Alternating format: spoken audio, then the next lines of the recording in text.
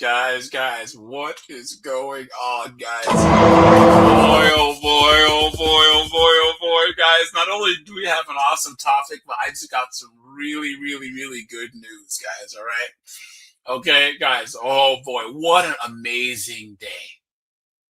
What an amazing day, guys. Here, Super 23, how you doing? Servants, how you doing? Keyshawn, Laughing Man, Grip, Steve. What's up, guys? Guys, here, let's do this first. Whoops. Here, here.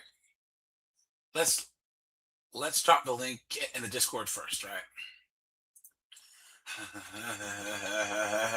Then I'll open up the lines here in about a half hour, guys. But guys, here, let's do this first.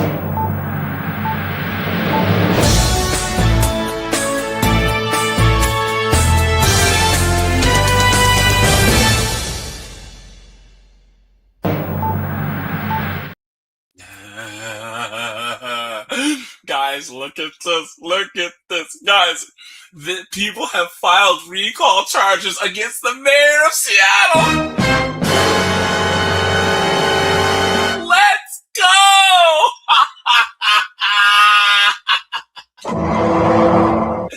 Hold on, guys. Guys, let me check my settings here. Hold on. Let me check my settings. I should be better. Yeah, guys. Yeah,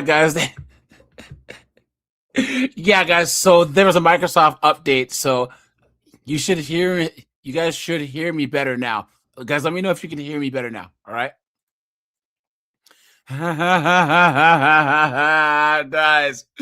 Guys, look at that. They are going to kick her out of office. Nah. Hey, goodbye.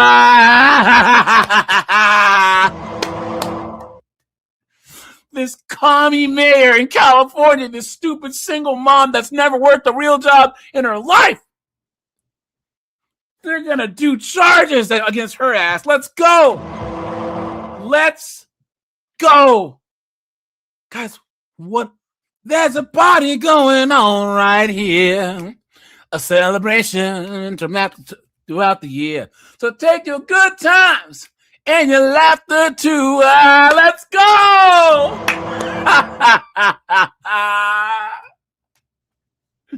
Let's go. You guys hear noise, guys? I got a bulldog the other day. You might hear her in the background, guys. So yeah, I got she's an American bulldog. So yeah, that's right. I'm talking about you goofy dog.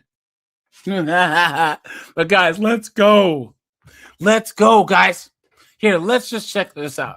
A recall effort is now underway against Seattle Mayor Katie Wilson, the first recall attempt against the Seattle mayor since. B-Dub's kind of cute, right, guys? You know, I smash.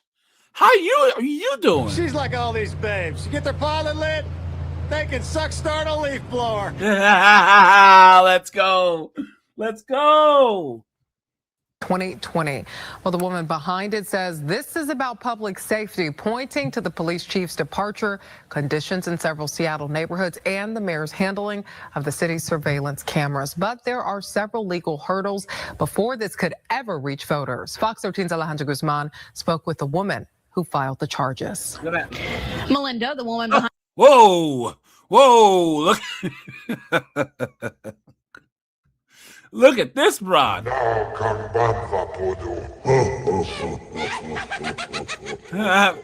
Guys, I don't think that this was the Latina that Flat Highways was talking about. That's no moon. He said, never mind.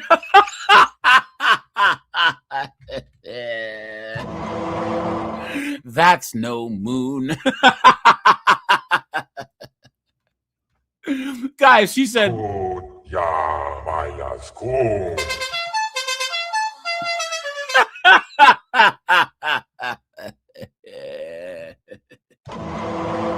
Hit the the like button, guys. Hit the like button, please. I'd appreciate that. I'd appreciate that. Thank you, thank you, thank you, thank you, thank you. Hit the super chat button, guys. I appreciate that. And it says this isn't personal. It's about what she calls failure of leadership. This is the first recall effort against Mayor Wilson's short tenure. She shared, but not the last, right? Right, guys? What pushed her to take this step. Did you vote for Mayor Katie Wilson? No. Just 8 months into Mayor Wilson's term, Melinda Jacobson says she's gone from frustrated voter to now leading a push to recall the mayor. Well, for a number of reasons, but the prime reason is she is out of her element and has done nothing to improve public safety here in Seattle. Melinda and her husband filed the recall charges at the King County Elections Office in person on Tuesday. The mayor is derelict in her duties for public safety of the city of Seattle. That's it in a nutshell. The born and raised Seattleite is also pointing at the mayor's handling of the deadly Bite of Seattle shooting. Where was she for 5 hours? She gave out erroneous information, then made the police chief, her scapegoat when he wasn't even in town. But she says her allegations go beyond Seattle police. Her filing points to public safety concerns across the city. The North Aurora corridor is a terrible situation. Chinatown ID neighborhood, terrible.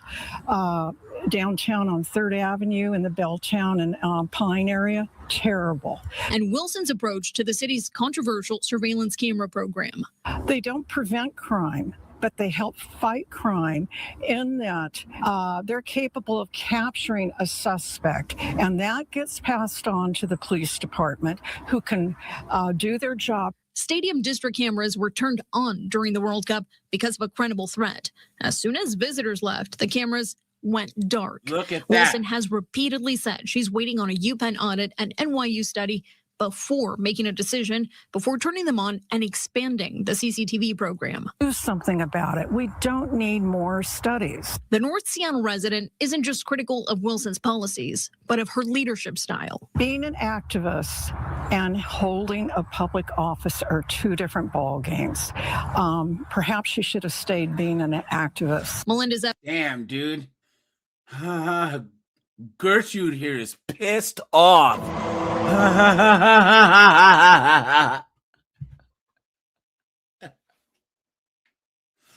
Freaking Ethel right here. Goddamn Blanche. She's pissed off, man. effort is only at the beginning. I don't have anything personal against her. This is We not do. personal. This is just incompetence. Her recall charges have to be reviewed by the King County Prosecuting Attorney's Office. If they clear that, a Superior Court judge decides if the charges prove there was intentional wrongdoing or reckless mismanagement. Only then can supporters start collecting signatures. They have 180 days to get tens of thousands of valid signatures to force a recall election. Fox 13 has reached out to the mayor's office, who says it's aware charges have been filed. In a statement, it says in part, quote, "While it does not appear to have merit, our focus remains where it belongs, on making life safer and more affordable for the people of Seattle. The courts will address any questions. We will address the need." Yes, guys.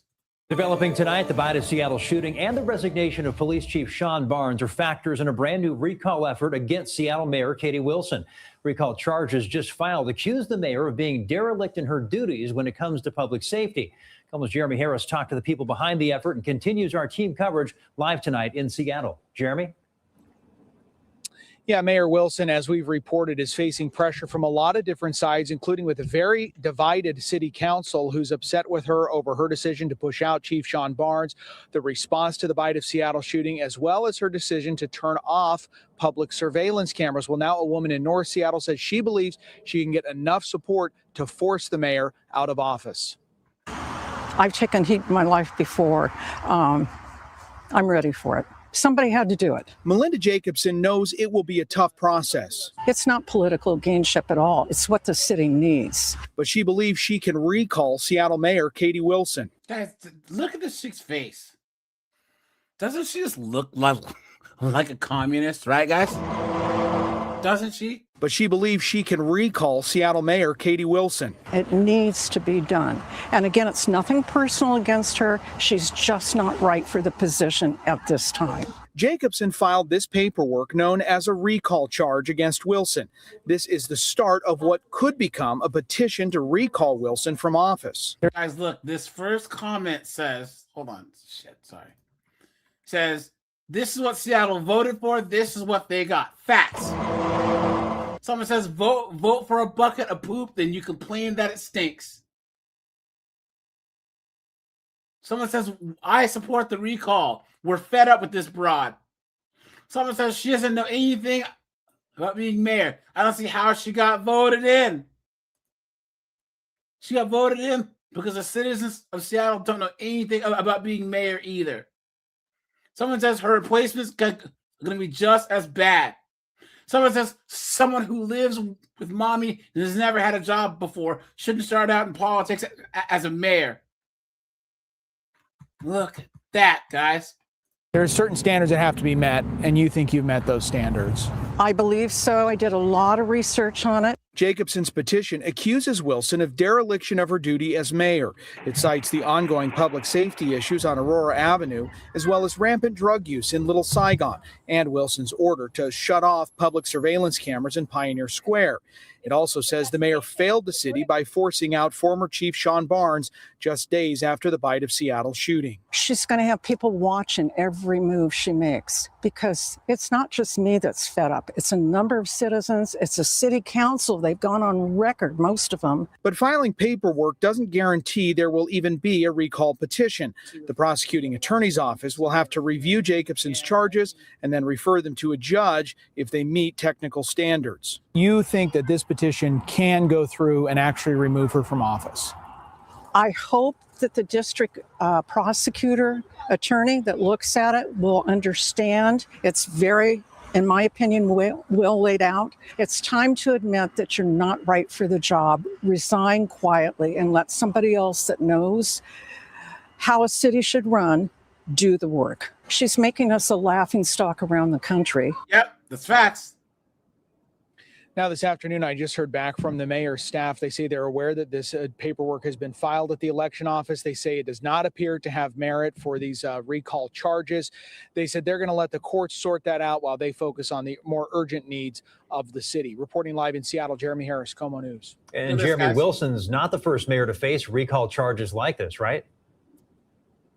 Yeah, you may remember back in 2020, then Mayor Jenny Durkin faced a similar recall charge that was filed. That one actually went into the court system, and it ended up in the Washington Supreme Court, and they struck it down. So she did not actually face a recall vote, but went through a similar process, at least in the beginning. Jeremy Harris, live for us tonight in Seattle. Thanks, Jeremy. 1 second, guys.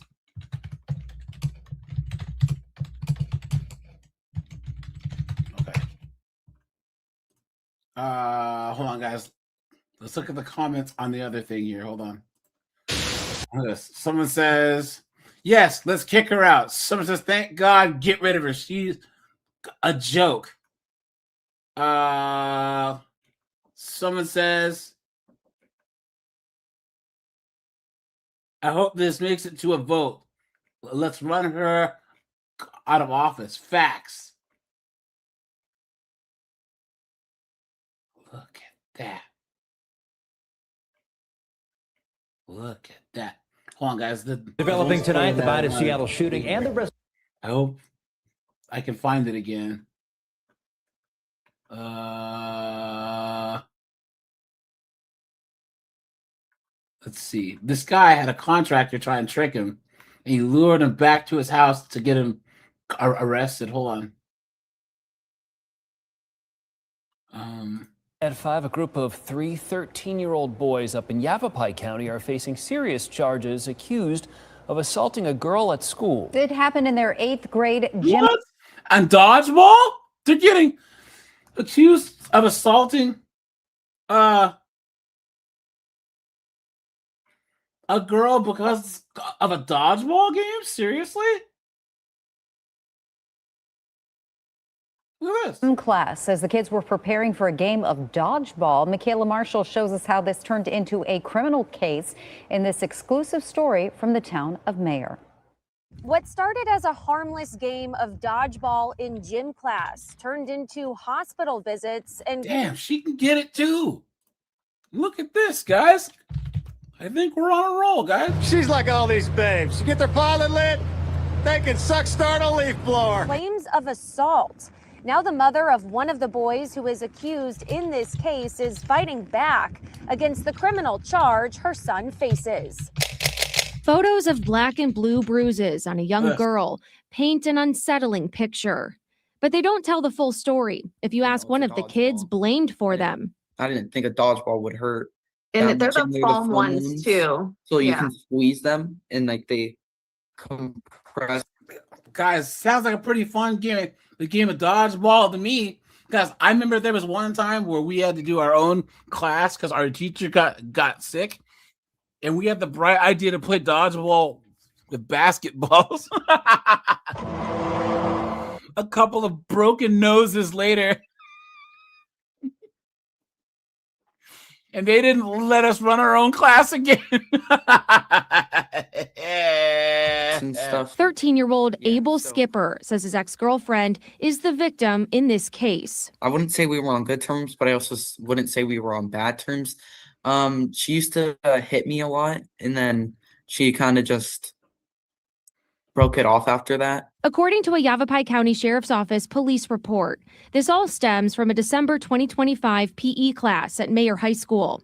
The 8th graders were warming up for a game of dodgeball when Abel says he and 2 of his friends threw foam balls at a girl in class. We threw around the dodgeballs, and then I throw it at her. I hit her. One of the kids missed. The other kid also hit. 2 days later, the Yavapai County Sheriff's Office got a call from a Banner Health social worker who said 3 boys attacked a classmate.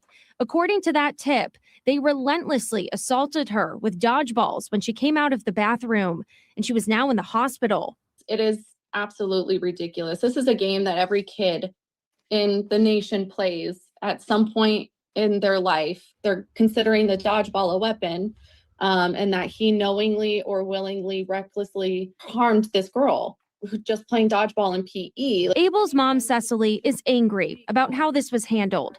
A deputy interviewed all of the children involved, and all 3 boys said they had no intentions of hurting her.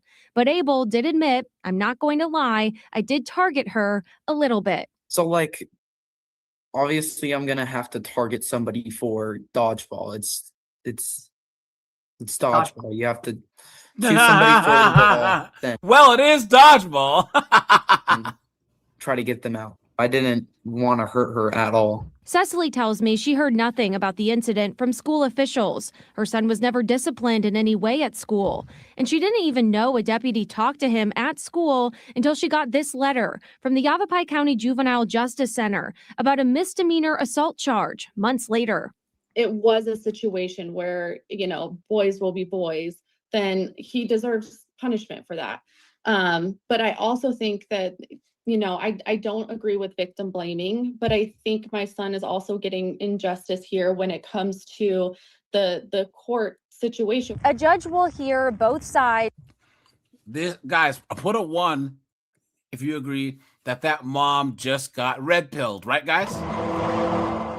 That mom just got red-pilled. You know what I mean? Now she sees what we've been saying forever. What a joke. All right, guys, let's get on a topic here. But, guys, first, let's talk about freezing your eggs. Guys, freezing your eggs is stupid. It's dumb. It's idiotic. Guys, type cooked in the chat if you agree that if a woman freezes her eggs, she's basically admitting she's cooked. Right? Either because she's trying to choose her stupid career, right? Or she's delusional and thinks that somehow she's beat father time or whatever. Because, guys, it's not like she's freezing her embryos like she's doing an embryo thing with. Guys, they're just freezing their eggs. And then they still think that they're going to carry these kids, guys. You've been had. You've been took. You've been hoodwinked. Bamboozled. Led astray. Run amok. Absolutely insane. Look at this. The number of women who are freezing their eggs is going up, but a new study shows the number of them actually using them is extremely low. Look at that. In the last 5 years, the number of women freezing their eggs has gone up by 150%. Cooked. The process can take from 2 to 3 weeks and include multiple hormone injections a day, combined with doctor's appointments every other day, leading up to egg retrieval. And out-of-pocket costs average about $15,000 to $20,000. Now, this new study published in the JAMA Network Open shows only 2.5% to 3% of women use their frozen eggs. It's a little bit like we are telling women that they must do this because they are absolutely going to have infertility. That's not fair, but why are they doing that? Because the fertility clinics and doctors are making millions and millions of dollars. Infertility is increasing. People are putting off their family building for longer. For a lot of people, the peace of mind is worth it. It is important to note that doctors say this is not a guaranteed process, meaning you don't necessarily end up with a healthy baby. Another study found the average success rate is around 39%. Look at that, guys. Because what a mess, right? What a mess. Oh, now, guys, here we go. Watch. Does not guarantee me success of having a Watch. Now, guys, there's an old saying. John Carlos here. What's up, man? Guys, there's an old saying. Que bono, right? Who benefits?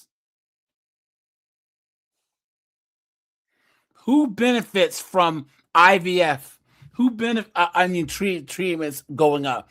Who benefits from freezing eggs? The fertility clinics, the doctors, and big pharma, right, guys? What a joke.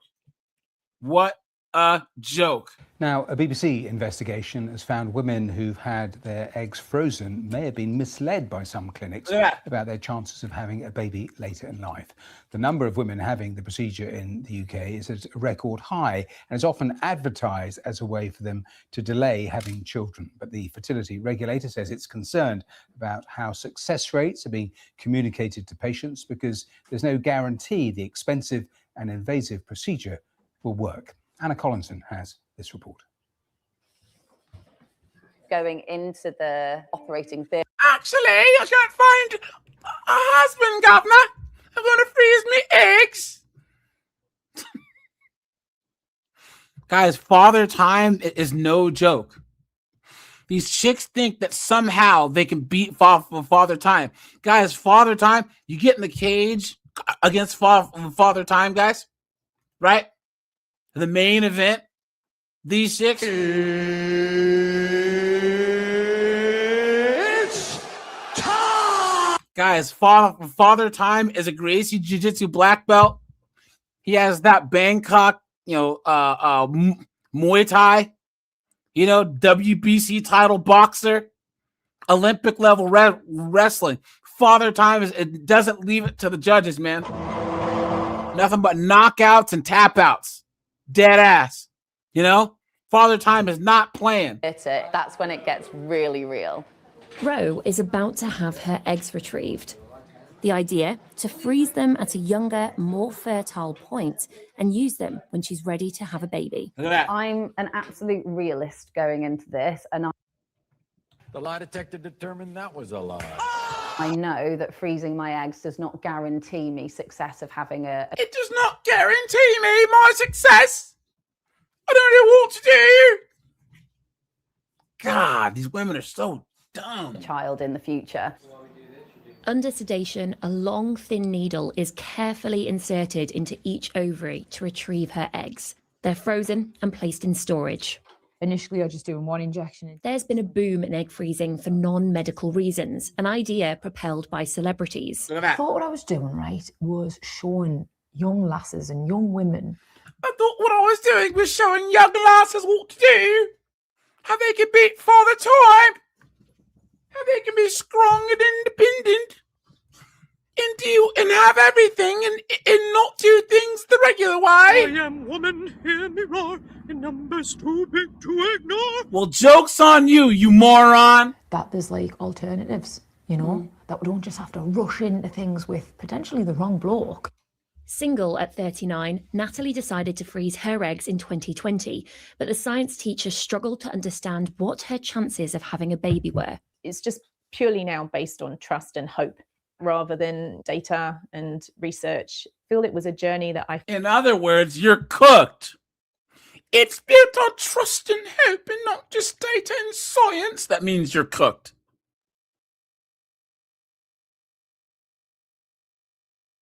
That means you are cooked. felt very alone on. I don't think I expected, you know, the financial toll. Honestly, it was probably the biggest hit. It was just trying to find the money from anywhere to make this happen. Fertility clinic websites can be a key source of free information, but analysis by the BBC found 41% of clinics which offer private egg freezing in the UK may have breached advertising guidance. Look at that, guys. Are you telling me that they're lying to people? That they're lying to people? To make money? You don't say. Are you telling me that they're lying? No. We found some clinics are prominently displaying attractive sounding success rates, but these numbers only cover one stage of the egg.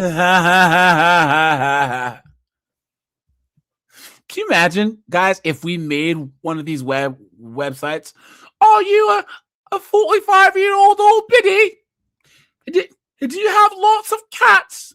Well, have we got a solution for you?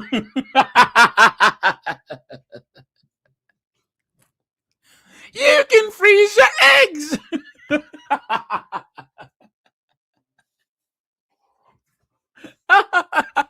Freezing journey. The chances of going on to have a baby are far lower, and that isn't always made clear. We shared our findings with the Fertility Network. To invest in egg freezing, a massive financial investment. What a key decision in your life. I feel very angry for patients because they are being misled by this. So guys, isn't it funny that when us red pill guys tell these chicks the actual stats and say that you should just cooperate with a man and have kids younger, guys, what do we always hear? How dare you? Clown world. This level of information. Fertility experts told us patients should get personalised information about their chances of success at a consultation, but stress websites must be transparent. The ability to freeze eggs. The UK's fertility regulator is clear. The responsibility to inform lies with clinics. Freezing eggs for medical reasons is very different to freezing for social reasons. And as a regulator, we are concerned about the success rates. We are concerned about the information women are getting when they're considering this process. Natalie is one of the few who's come back to use her eggs and now has a baby boy. The whole journey cost more than £18,000. Look at that. Holding Huxley for the first. Guys, that's £18,000 in the UK. It's even worse here. Time. I mean, you're in awe that this baby has come from a frozen egg. I have been really, really fortunate, and I'm forever grateful for that. How much you gonna bet that this kid is? Yay! I mean, she named him Huxley, for crying out loud. Hello, my name is Huxley, and I've got the tism. Anna Collinson, BBC News. Well, let's get more on this. Let's speak to Dr. Catherine Hill. You saw her there in that piece. She's from the Fertility Network. Thank you, Doctor, for being here on the programme. Just tell me then a little more about your concerns here. Yes, well, as the National Fertility Charity, we are deeply concerned that fertility clinic websites aren't providing an appropriate level of information for women considering freezing their eggs. And that in doing this, they're creating unrealistic anxiety about what happens if you don't freeze your eggs, and they're also creating unrealistic expectations of success if you do freeze your eggs. And without providing this clear, transparent information, women cannot make an informed decision. And it's a very expensive decision that they're making, but they can't make this, and they risk being exploited rather than being empowered by this technology. I was surprised because you told our producer that you would recommend that it is mandatory for clinics to put information on their websites about risks, about side effects, costs of egg freezing. I mean, I'm really surprised that's not already mandatory and the case. Well, the advertising regulator, they do look at the information that is on there, and if it is misleading, then they will do something about that. But what I've looked at the websites, and what you don't see is there should be information there on success rates, costs, risks, and side effects. But what isn't there on success rates? There's twofold information you need. You need information on IVF success rates, which vary by age, but you also need clear information on the number of eggs that a woman needs to freeze in order to have a realistic chance of success in the future. And that varies greatly by age. So if you're 34, you'd need to freeze 10 eggs to have a realistic chance of success. If you're 37, that number doubles. You need to freeze 20 eggs. But if you're over 40, 41, 42, you need to freeze around 61 eggs to have a realistic chance of success. 61 eggs. Look at that. Absolutely insane. And if websites are not putting that level of information on there, how can women make an informed decision? And right now in the UK, we have the situation where the majority of women who freeze their eggs are over the age of 35. So not the best possible time to be freezing your eggs. You know, this technology is amazing. It can transform lives, but it is absolutely not a fertility insurance policy, and it isn't for everyone, and it shouldn't be sold as such. It's interesting where you ended, and that was fascinating data about the eggs and the ages and how that is different from different age categories. But you said there it shouldn't be used as a sort of insurance policy. Do you fear that that is exactly what is happening? And have you sensed any sort of change in social attitudes, especially post-COVID? There have been changes, and we know that clinics said that there was an increase in the number of women who expressed an interest in freezing their eggs, and we have seen figures go up steadily. It's also, there's been legislative change, July 2022, you can now freeze your eggs for more than 10 years, and that will see a change. But we have young women coming to us, and they talk to us about feeling bombarded by adverts about egg freezing, whether they're sitting on the tube in London or whether it's coming into their social media feed, and it's making them anxious about the fertility. But what actually research shows is that for the vast majority of women who have frozen their eggs so far, most of them aren't coming back to use them because they're actually getting pregnant naturally. So that is why this egg freezing isn't for everyone. Yes, it will work wonders for some people, but you need a certain level of information in order to be able to make an informed decision about whether it is for you. Catherine Hill, fascinating talking to you. Thanks so much for joining us live on today's programme. Thank you. Cooked. Thank you. Cooked. So guys, there's this show from the doctors, and it says why half of women they regret freezing their eggs, but that's copyright. So here you go. Catherine Gobby was 35 and single when she decided to Catherine Dobby freeze her eggs. It had never felt right or like I needed to until that morning when I woke up and realised that absolutely I wanted that insurance policy. The insurance company's CEO is among a growing number of women wanting to preserve their fertility. In Victoria, the number of women with eggs in storage has more than doubled over the last 4 years. But it's a difficult choice, and one usually made after years of indecision.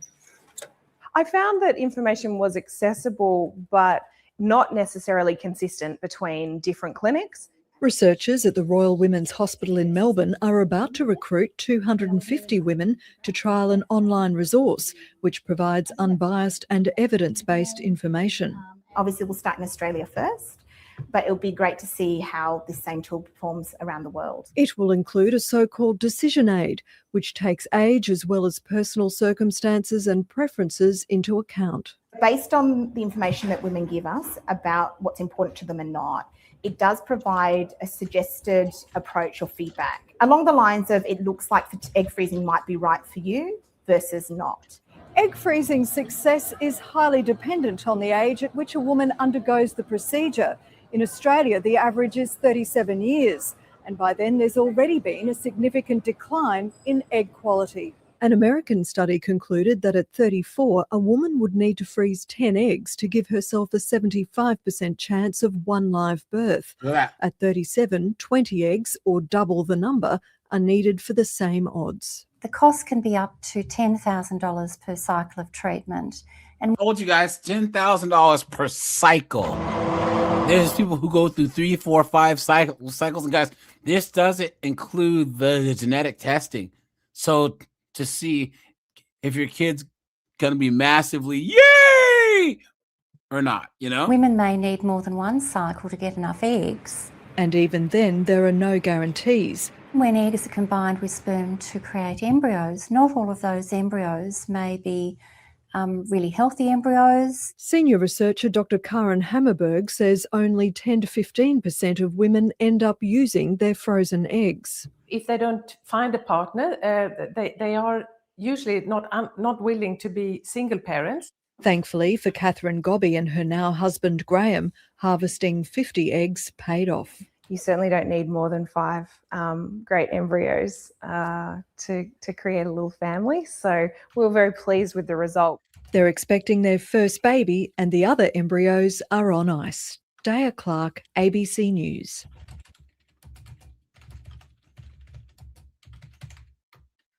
Look at that, guys. So guys, what are the odds of that kid being a tard? Right? In the chat, guys, right? What are the odds of this chick's kid being an absolute tard? Look at that. And did you guys see, look, should sex selection IVF be available? Can you imagine?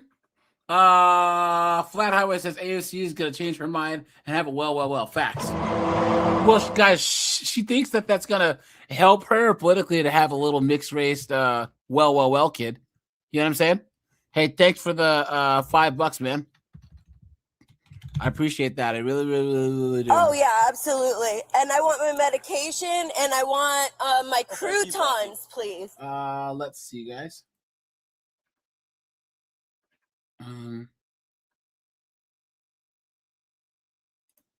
So why do I regret freezing my eggs?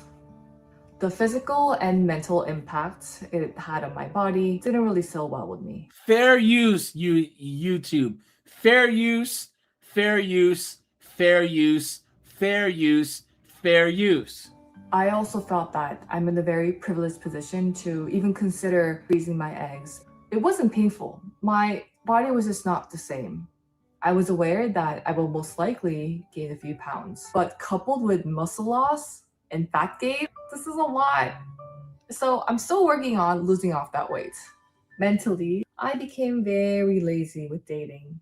Before going on the first date, I would initially think to myself, is this guy worth 23 hormone injections that I just had? But my standards became ridiculous. Most importantly, it's really hard for me to brush off the feeling that I was buying hope with money. I highlighted this line from Yuval Harari's Sapiens. Those unable to afford the new miracle treatments will be beside themselves with rage. Harari was referring to a medical treatment that could keep us young forever. But I felt that this could be applied to egg freezing. No, well, you felt that because you are a dunce. Okay? It doesn't make it so that you can have kids forever. Women honestly think that freezing your eggs somehow defeats Father Time. It's a cheat code. It's a contra code. Guys, type the contra code in the chat. We all know what it is. I want to see some contra codes in the chat, guys. Actually, type the first one and then type the second one, right? If you guys remember the contra code, I want to see that in the chat. Guys, hit the like button, guys. Hit the subscribe button. Hit the join button, guys. I appreciate that. And guys, hit the super chat button. Those are always appreciated. We are told that egg freezing is an option.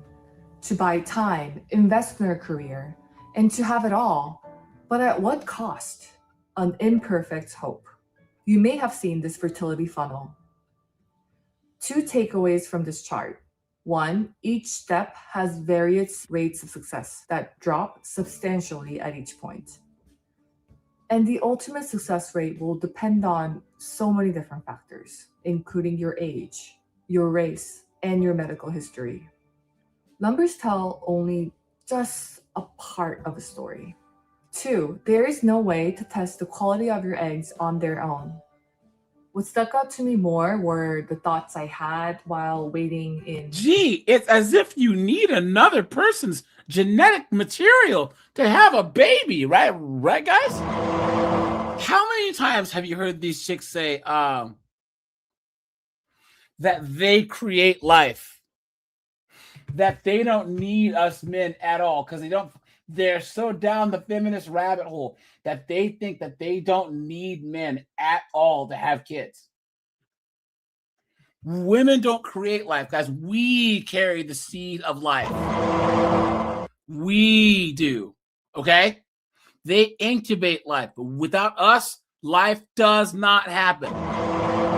The clinic room for my blood work. In the waiting room, there were so many young, beautiful, and driven women with their laptops propped on their lap, taking calls, going through meetings, trying to juggle everything, and really making time to freeze their eggs. And I sat there thinking to myself, wow, us women have to. All right, so guys, people say the first one, yeah, up, down, down, left, right, BA select start. You guys remember this? The second one? You guys remember the Super C contra code? The Konami code? You know? Guys, let me know if any of you guys remember the second Konami code. And guys, name the 3 games. I can think of 3 games off the top of my head that use the Konami code. Okay? Super C, Contra, and Life Force, right? Go through so much. And we also have this stupid social pressure working against us. Going through egg freezing really made me think through the life I want to live for the next decade. I like to think that egg freezing is a stock and not an insurance. Cooked. By a stock, it could go all the way up or down to nothing. Like my Russian stocks that I forgot. You're cooked. She's so cooked, guys. She is cooked.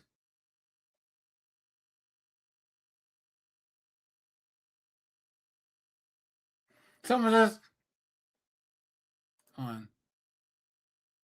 As a woman over 40, I regret putting other things first and then creating family and having kids. Look at that, guys. Look at that. Cooked. Cooked, cooked, cooked. Now, guys, here, let's do this.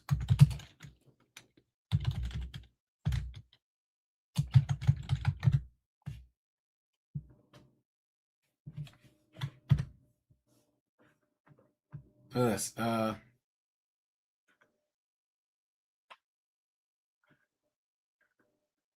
at this. Guys, IVF doesn't work. It doesn't. the likelihood of IVF working is life after our failed IVF transfer. IVF failed 4 times. Please. Look at this, guys. Here, guys, let's just go to TikTok. And I'll drop the link, guys. Anyone who's coming up, guys, just hit the link. Guys, hit the like button, guys. I'd appreciate that. Let me do this. Guys, hype the video too, guys. I mean, if you're on your phone, guys, go to the app and hit the hype button. That always helps. Here you go, guys.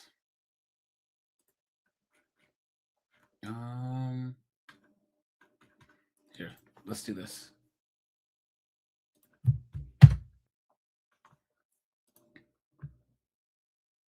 Where are we here?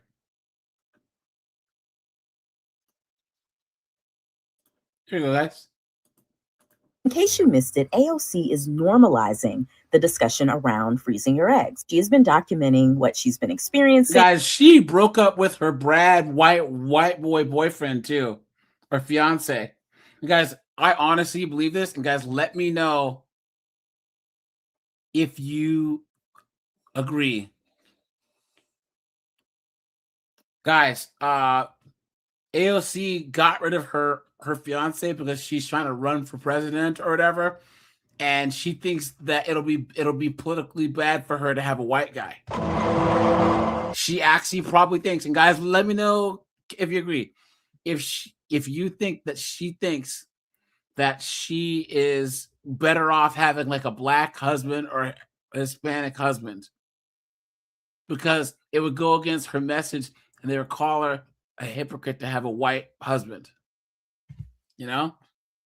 Giving herself shot, even the ice packs that you use before and after the shot help you deal with it. I love that she's doing that. Hi, my name is Courtney of Courthouse Couture. I'm a lawyer, but not your lawyer. And yes, I've been practicing law in the state of Texas for 16 years. And yes, I also freeze my eggs. I really want to talk about this process because I only had one friend who normalized this process for me. I hope I can do that for you. One, you do need to know that egg freezing is expensive. Part of the reason that I didn't discuss it when I was going through it is I didn't need any negativity. I didn't want anybody talking to me about how much it costs. I just wanted to do it in peace and pray that it went well. Egg freezing is also a risk. You can go through the process, you may be able to get a lot of egg, you may not. The medicine is also expensive. Part of the reason that I was able to do my process because my law firm started offering benefits that supported it. I literally was almost in tears talking to a female partner about this because I was. Doesn't she just look like the type of chick who would freeze her eggs? So thankful. They cared about families so much. They would add this benefit for people. I set up. You know what? Red Door said that, I think Red Door and Julia commented, you know what, guys, Red Door, if you want to call in, because it would be interesting to hear your perspective. I know, Julia, that you tried calling in once, but any women in the chat, if you guys want to call in, come on up, because we want to hear you guys' opinion on this. Up an entire nursing station while I was going through the process. I would have all of my shots ready, and I got used to giving myself shots every day. Like AOC, I had my little ice pack. These pancakes, they're amazing. Highly recommend them. And then I froze my eggs. Part of the reason that I wanted to talk about this now is I wanted to normalize this conversation, in particular for Black women. Because fibroids are so prevalent in Black women, before I froze my eggs, I found out I had fibroids. It was even more important to me that I went through the process. Gives you options. I'm thankful to God that I was able to do it. Let me know if you've frozen your eggs, if you're comfortable doing so, in the comments below. If you have any questions, I'm sure people will be kind enough. I know I answer whatever I can. The day before I actually went in for my egg retrieval, I went to the Renaissance concert and had a ball. Thank you, AOC, for normalizing this conversation, and I wish you well on your journey. In case you missed it, AOC cooked. She won't be saying this when she has a kid who's yay, right, guys? You know, zero to autism in 3 seconds. Look at that, guys. Look at that. Okay, here we go, guys. Let's keep this Let's go on. My fear when I hear young women say, I froze the biological clock, is that they think this is guaranteed. They think I put a baby on ice, not my eggs, and I'm just going to go and thaw it when I'm ready to become a mother. It's not that. That's the problem. She points to stories like... Oh, this is 60 Minutes. Hopefully this doesn't have the stream taken down, but it's on TikTok, so we should be good. Evelyn Gosnells. Evelyn froze her eggs 3 times at ages 32, 36, and 38. Whoa, 32, 36, and 38. Look at that, guys. For a total of 30 eggs, considered a very safe number. Did you have some level of comfort? Absolutely. Even my... I would say, if Asian chicks are doing it, you know we're cooked, right? Red Door, what's going on, my friend? Good to see you, good to see you, good to see you, my friend. How are you? Can you speak into the microphone just a little more? Let's see if we can hear you better. Yeah, you sound kind of far away. And fair use, YouTube. Fair use. Thank you, Steve. Okay, can you hear me now? Yeah, perfect. Okay. Whoa, Red Door, what do you think of? Wait, you're a woman, you know. So, what do you think of this whole thing? Because this is absolute clown world. You know what I mean? Here, you have the floor. Let us know what you think. Well, I think it's a situation that women have created themselves because Actually, of the I'm gonna need you to come just a little bit closer to the microphone. I think it's a situation women have created themselves because of the feminist ideology they've gotten wrapped up in. But, you know, because I'm indigenous, I believe, you know, you need to have, first you need to find a husband, and then you need to have your children when,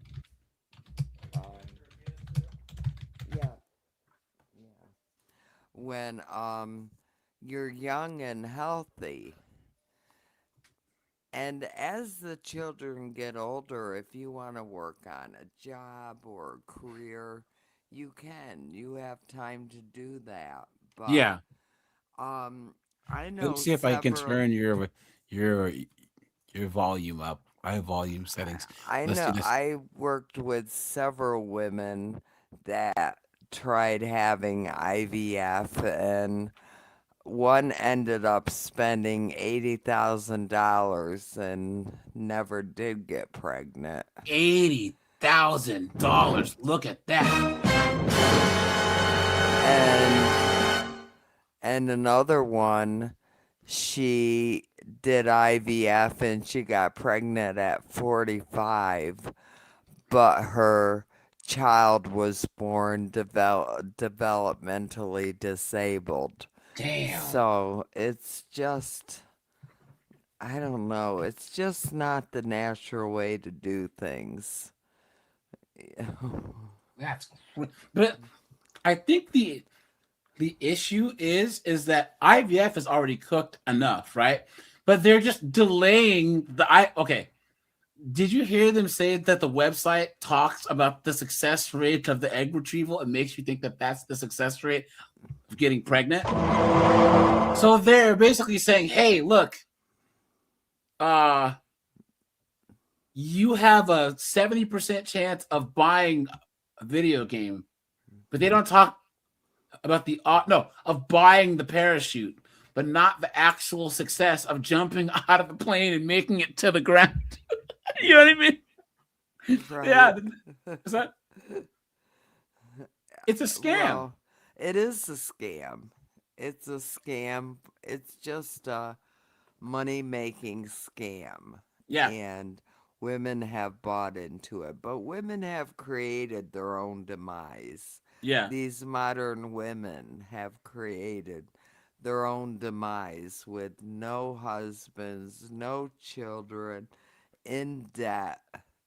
Yeah. And, you know, they've just created it themselves.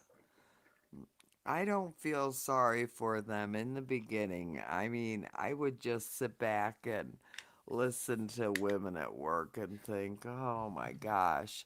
I know a woman that got divorced. She's the same age as I am, so she's 71. She got divorced when she was like 35. And we would hear her talk about her trips and partying and all this stuff, which lasted Yeah. for a Yeah. couple of Red Door, years. we all know what that means, right? You tell her she's a goddamn whore. Yep. And her husband, who was a nice guy, he moved on.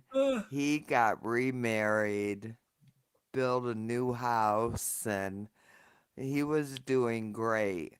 But she contacted me last year and she's like, oh, she's my age. She's all alone. You know, she has nobody. Damn. And she's squandered.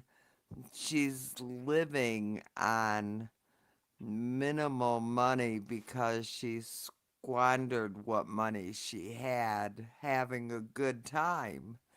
And so she's like, oh, would you like to go out to lunch or something? I'm really lonely. And I said, well, I can't. Is she up in Maine, because- Red Door? Aren't there Yes. bears near you? Yes, there are. And I said, the bear. I said, well, I can't. I'm gonna pack a lunch tomorrow, and my husband just bought this big new fancy fishing boat, so we're gonna go out in it.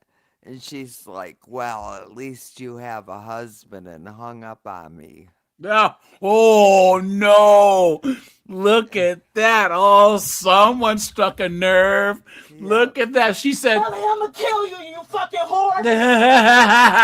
Guys, that's jealousy. Because guys, what does the number one thing that successful marriages do for women, guys? It gives them options. It gives them options. A woman who's married to a moderately successful guy and they build a good life, guys, oftentimes they can just go, you know what, this job sucks. I'm gonna quit for a couple months and take a sabbatical and go back to work. You know what I'm saying? Like that's an option that they have. They can move, they can invest, they can get a retirement plan, all this. But these women, they want to do stuff by themselves. And guys, the IVF industry is just like opioids. You remember Red Door? They were doing all those opioid pill mills in Florida, West Virginia. Guys, this IVF clinic thing's the exact same. IVF clinics and gender clinics are the same. Put a 1 if you guys agree. It's the same thing. They're inventing this social contagion. They're using activism and social media to push a population into this market and making billions with a B.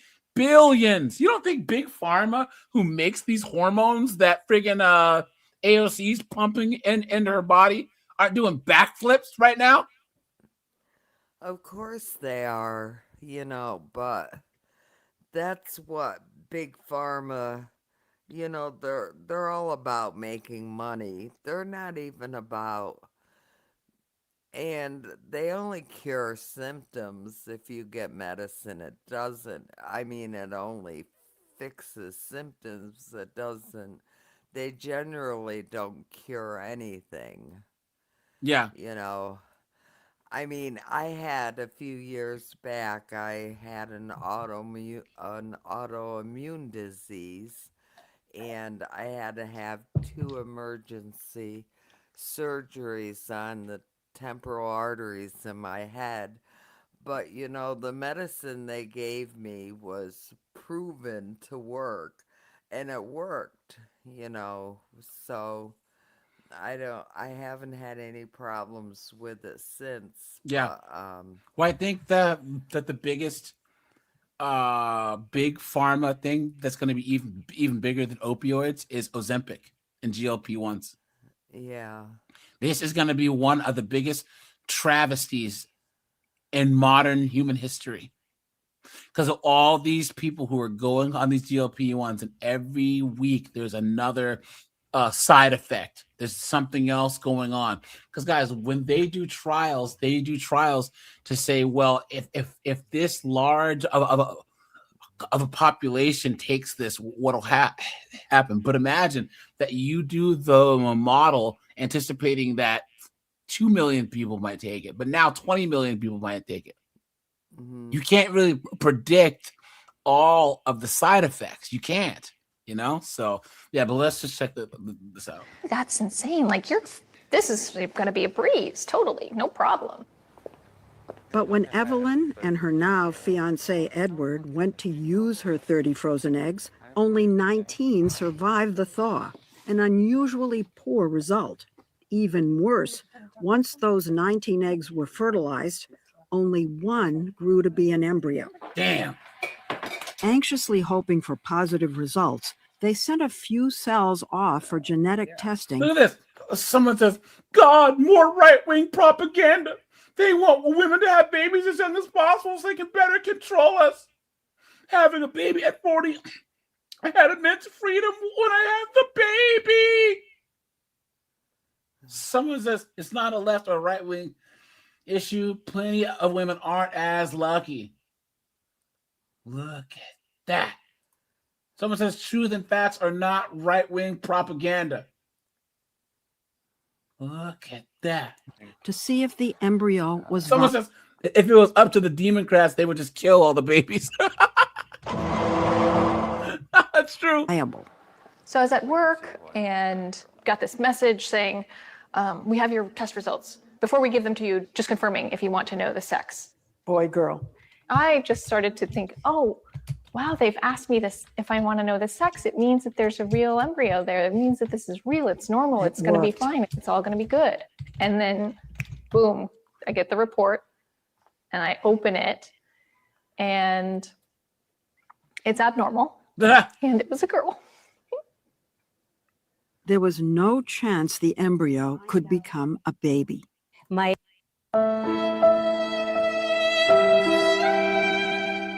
at that, guys. Guys, do you feel bad? I don't.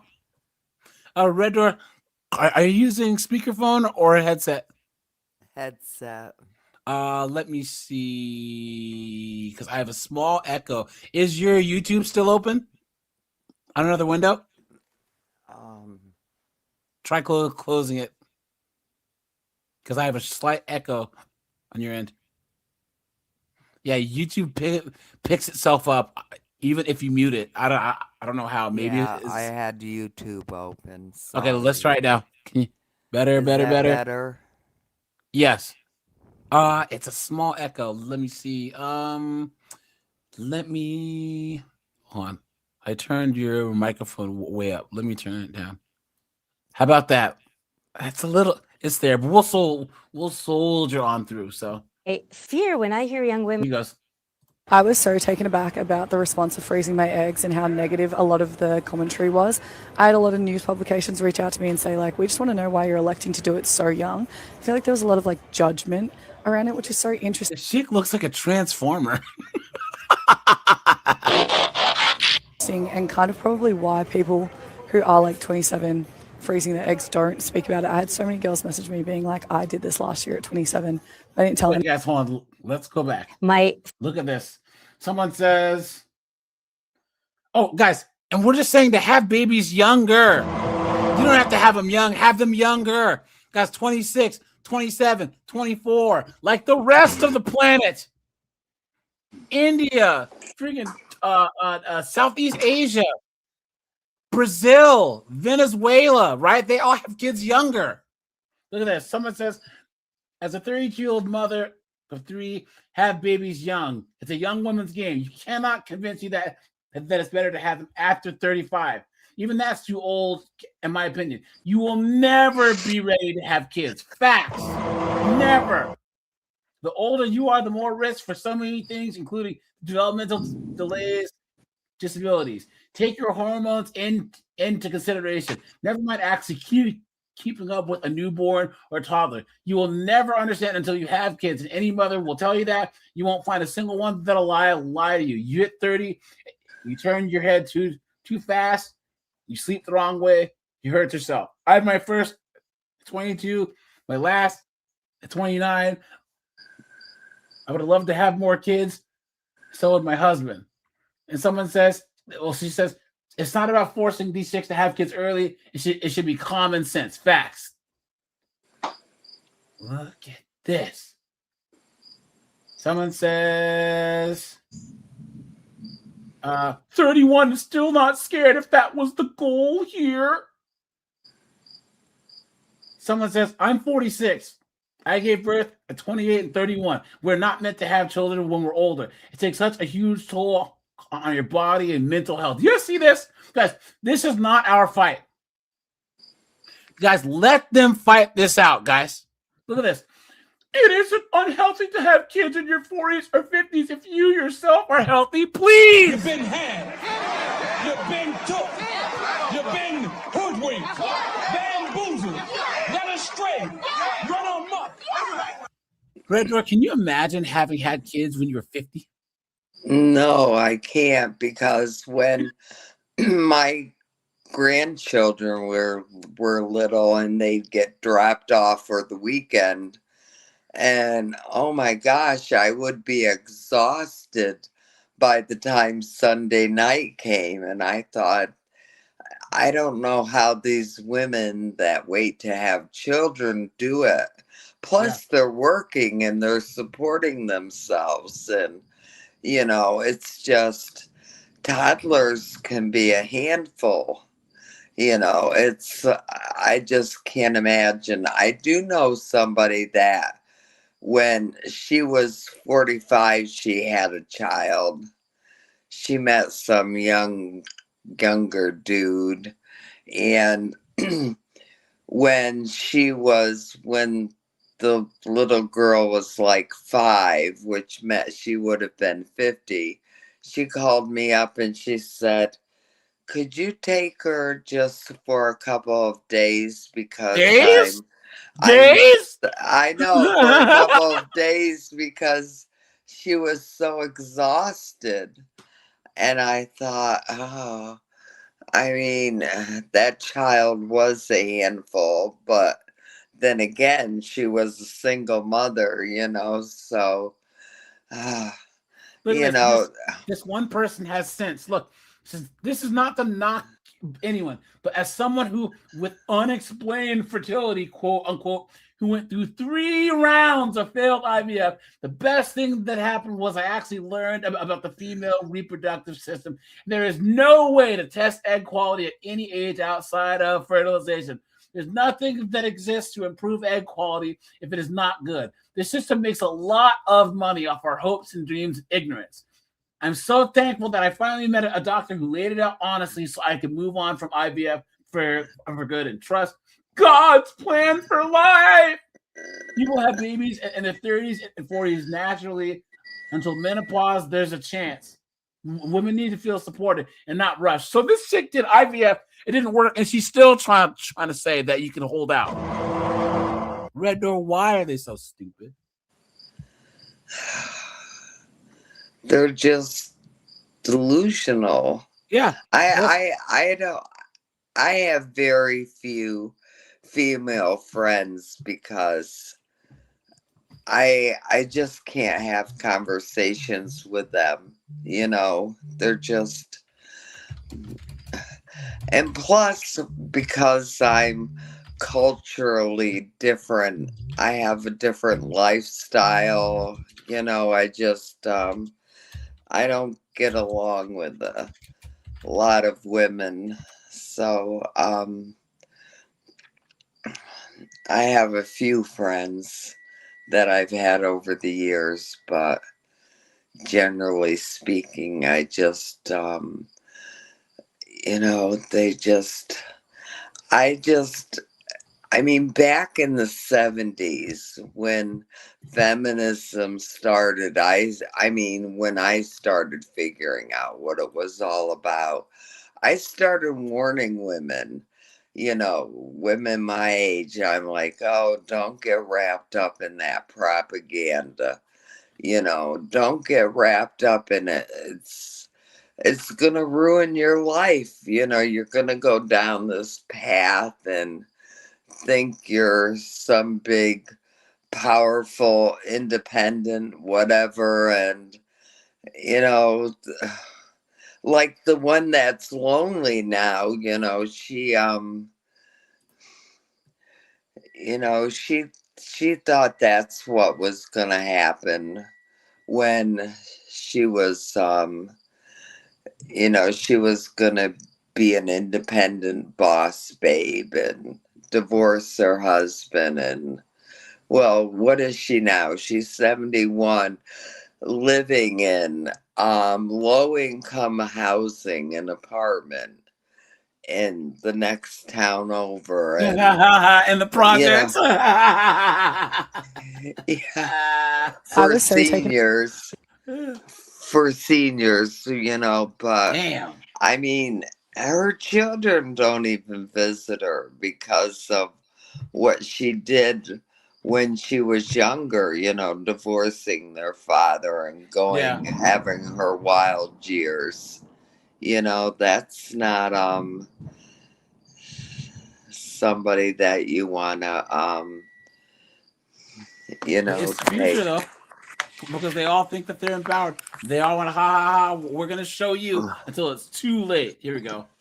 If you've been thinking about freezing your eggs, watch this video. I recently went through the process of freezing my eggs, and while I went back and forth about whether I wanted to make a video about it, I decided that I feel like I have a lot of knowledge to share about it that I personally wish I had known before I went through the process, and I just wanted to share this in the hopes that it could help at least one person who's been thinking about freezing their eggs. So these are the top 3 things that I wish I knew before I froze my eggs. This video is kind of coming with the assumption that you maybe have a general idea of what the process is. So the first thing that I wish I had known is that you will really need to be on top of your shit during the egg freezing process. When I say this, it's just because there's a lot of things that you need to... Why is this shit's voice so deep? Like, it's deeper than mine. Hey guys, I'm here to tell you that I froze my eggs. Be on top of when you're doing the egg freezing cycle. You will need to be making appointments very frequently, responding to messages from your doctor or your care team. They're often going to be giving you like changes in your medication. You'll also probably need to be ordering the medication throughout the process and just staying very on top of that.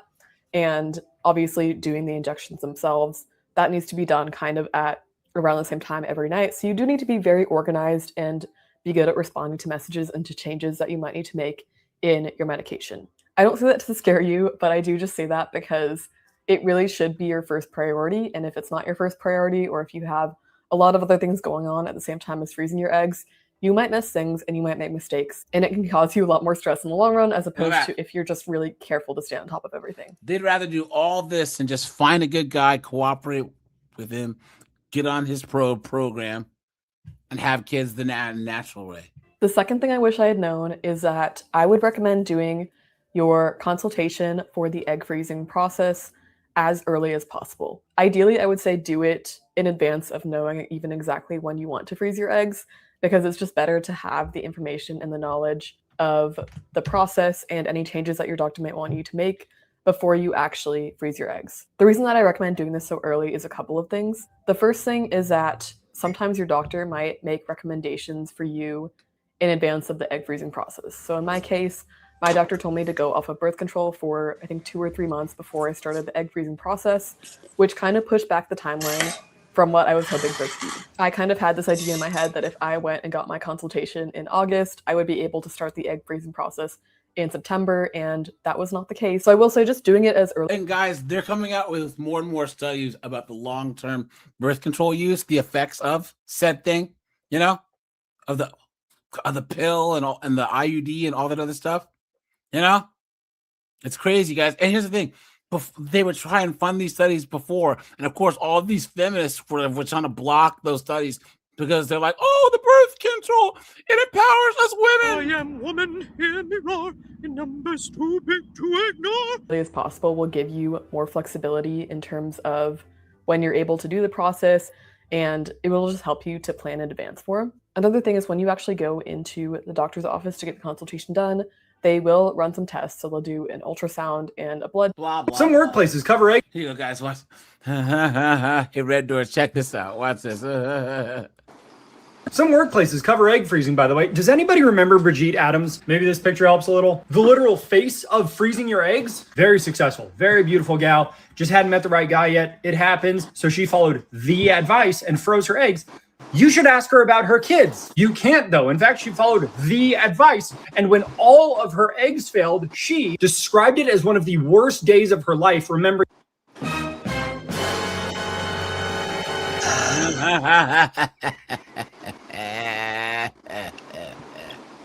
I'm going to freeze my eggs. I'm going to cheat the system.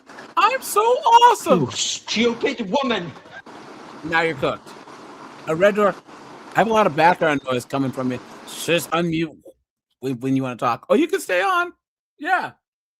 Oh, she dropped off. So that she screamed like a wild animal, throwing things and collapsing to the ground. Do you know what the success rate is for frozen eggs? Pick a number. You've got 2 seconds. First, you got to make sure that they survive the thawing process. Then you got to make sure that the clinic didn't fail to preserve all your eggs that you paid tens of thousands of fucking dollars to preserve. And then if you freeze 10 eggs by the age 36, you have a 30% chance of actually having a live birth, and that number goes down every fucking year. Why are we not telling women this? Why is this like forbidden knowledge? Well, Andrew, I knew about it. That's great. Most don't. Fertility expert James Griffo says that the notion of being able to control your fertility, perpetuated by the media and embraced by feminists, is destructive. It is a total fiction. It is incorrect. Your whole life, it's beaten into your head that you're in control. This isn't convenient information. I get it. I'm not blaming women for this. This fucking sucks. You do have a time. Guys, this is why I said, and I've said this on Devil's Advocates channel. You remember, Red Door, when I was arguing with that Alan idiot on Devil's Advocates channel? You remember? And I told him that one of the biggest scams, one of the biggest things that's going on is women are being tricked by the IVF industry. He goes, oh, you're acting like you care about women. Us Red Pill guys, we actually want better outcomes for men because that leads to better outcomes for women. Red pill guys don't like seeing anyone treated unfair or fairly. Yes, we laugh at these Theo 4s, but they did that to themselves. But guys, put a 1 if you agree that us red pill guys care more about women's outcomes than women do. I mean, you do have to make this decision eventually, or it will be made for you. Men are just fertile until the day that we die. And yes, I know sperm quality goes down, but that's just the way that things are. Well, Andrew, why do you even care? This doesn't affect you. Why do I care about anything? Why do you care about anything? None of the wars happening in the Middle East affect us. Well, yes, they do, just not directly. You getting it now? I care because it's not zero sum. I care because people are being misled. I care because they are human beings following the advice who may experience the worst day of their life. And hey, maybe I care because I'm selfish and want women to care about men's issues as well. Link in bio. I care because I am 33 and childless, never married, and was told, well, one day it'll just happen. You want to be a parent with the right person in a happy marriage. It will almost surely not be by accident. There is a silver lining in all of this. See, Brigitte did end up having a daughter with donor sperm and donor egg. And it only ended up costing her collectively a down payment on a house. Damn. I understand people do not like the way that life is at times, but you cannot live and make decisions based on what ought to be. Love you guys. Seriously. This is such a fucking sad subject. I love you. Goodbye. Look at that, guys. Someone says, my sister froze her eggs at 28. She tried to use them when she was 45 years old. Stupid. Look at that. Doctor told her that since she was still fertile at 45, her natural eggs were better since frozen eggs get damaged. She sued the clinic for not telling her this at 28 and making her waste money. Someone says, imagine having kids close to 50 and being already 70 when your child gets to college. Look at that.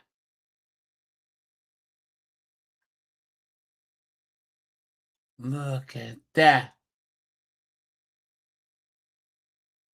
Look at that. They're getting tricked. Someone says, I think that we need to have kids when we're younger. She tried to have kids at 36 and almost no eggs left.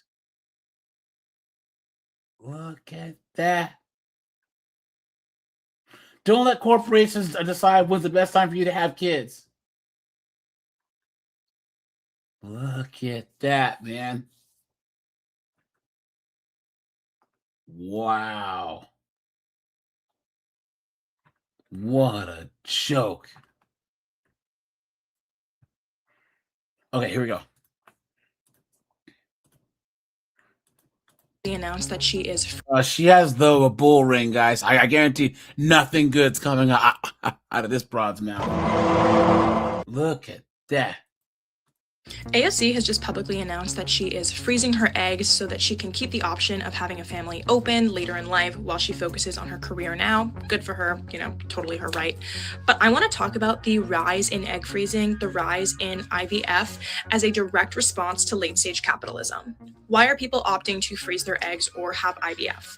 Because the most fertile and healthy window for a woman to have a child is between the ages of 20 and 35. The older you get, the higher risk the pregnancy poses. But people in their 20s and 30s are really focusing on their careers, so they are opting to freeze their eggs to push this process down the line and maintain the health of the pregnancy if they want to have kids later. Why are they choosing to have kids later in life? Sorry, guys. This is copyright music. Sorry, guys. Hold on. I'm going to tell you guys why I think freezing your eggs is a giant waste of money and kind of loop it into my infertility story. Here we go. So when I was about 21, I lost my period and I didn't really think much of it for some reason. I guess I was just young and didn't really care that I wasn't having a period. And when I turned 25, I went in and got tested and I did get diagnosed with premature ovarian failure. Premature ovarian failure is essentially just a condition where your ovaries don't work and they don't produce any eggs. So I decided to get a batch of donor eggs. Wasn't married yet, so these eggs were frozen upon getting them from the donor. Kind of just figured I'd have them ready whenever the time came.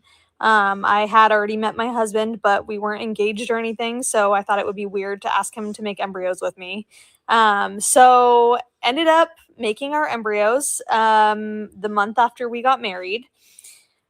We went in to make the embryos. About one of them came out quote unquote good quality, and the rest came out quote unquote fair quality.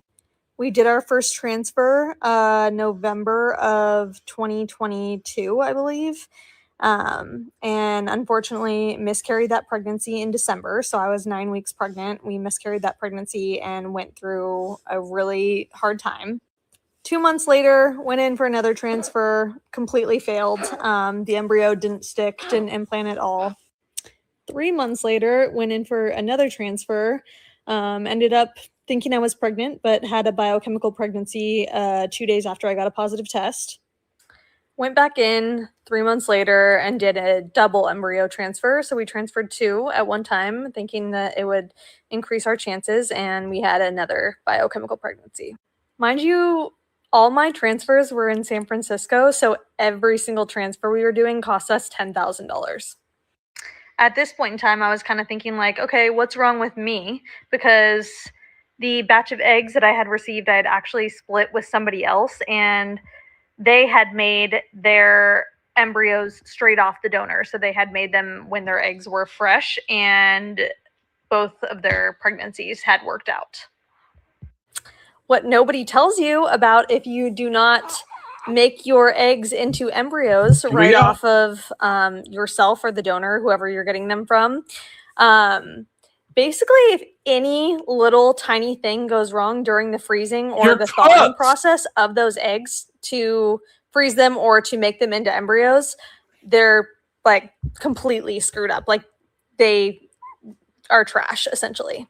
So even though the lab that we used won't admit it, clearly something went wrong during the freezing or the thawing process of my eggs, because every single embryo essentially was poor quality and completely messed up. Also, before you jump on my husband, we had him all tested and everything, and he's probably like the healthiest person that I know. And nothing was wrong with him, and his stuff was all good. So it had nothing to do with that. As I'm sure a lot of people in the infertility community know, getting donor eggs is extremely expensive. And on top of embryo creation, and, DNA, genetic testing, and then also every single transfer you have to pay for as well. So we were just completely screwed at this point. We were thinking, okay, there's something wrong with me. That's why I'm not getting pregnant. Like, Look at that. What's going on? I was 100% about to give up, and then we had a literal angel of a friend walk into our lives that ended up donating a batch of eggs to us. We created the second batch of embryos, obviously straight off the donor. Didn't freeze the eggs first, thank God, and we ended up getting pregnant with her on the first try. The reason was obviously straight off the donor. A friend walk into our lives that ended up donating a batch of eggs to us. So, guys, that kid is her husband's, but not hers. Guys, I'm gonna be dead ass honest. If you're with a woman who can't give you kids, guys, leave. If you want kids and she can't give them to you biologically, guys, get out. Get out. Get out. That's not fair to you, man. It's not. Look at that. So her friend gave an egg. So that's her husband and her friend's biological child. Absolutely insane. We created the second batch of embryos, obviously straight off the donor. Didn't freeze the eggs first, thank God, and we ended up getting pregnant with her on the first try. The reason why eggs are so fragile when you go to freeze or thaw them is because they have absolutely no cellular structure yet. So when you make them into embryos and then freeze them, they have actual cellular structure and can handle being frozen and thawed a lot more than just eggs can.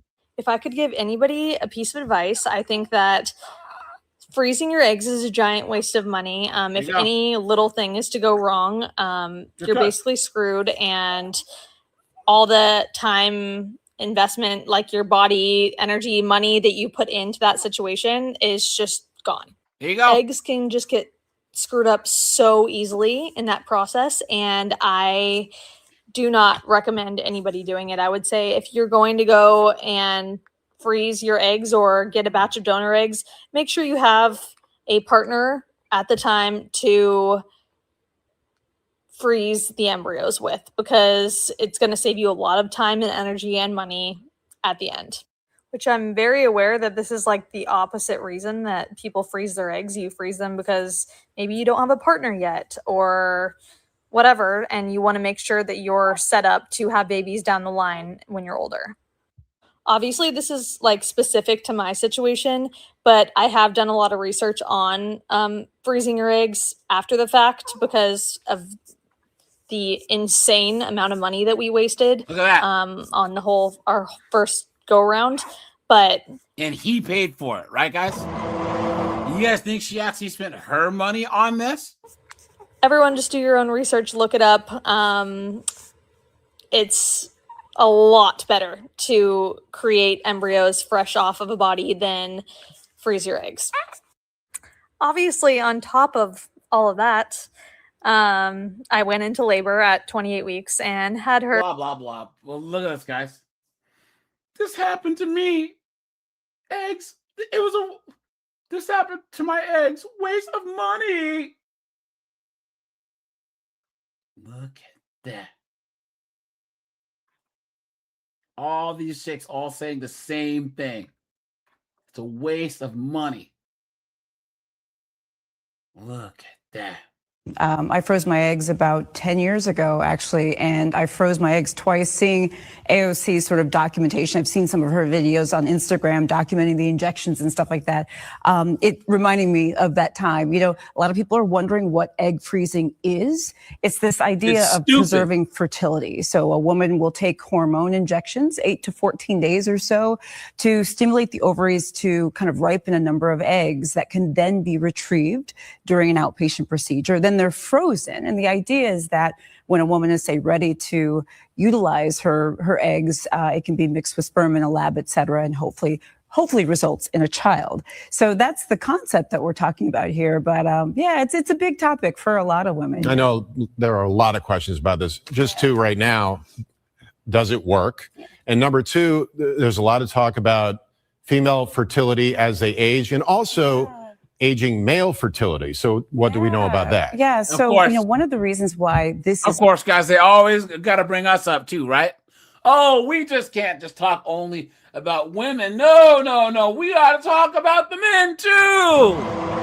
Come on. Important for women is that as we get older, our egg number, the number of eggs we have, gets smaller, and the quality of the eggs we have declines as well. So it's one of the reasons why freezing your eggs, oftentimes experts will suggest in the 30s or so. That's when I froze my eggs, or maybe even earlier, depending. But you want to freeze your eggs when the eggs are younger and kind of maybe more, I don't know, vital. And so you kind of freeze them in time so that when you're ready to use them, perhaps later, they are sort of a better quality, because we know that these things change as we go older. Yes, this is successful. Now, it's not a guarantee. Sure. Freezing your eggs is not a guarantee that you will get a child, but it increases the potential for it. And I should say, it's not just women who are choosing to have children later on in life. It also may be for, say, a woman who is going through chemotherapy and wants to preserve fertility before she undergoes maybe treatments that may inhibit that. Do you know what I mean? Like a treatment that I've heard of stories of people doing that. Absolutely. Absolutely. So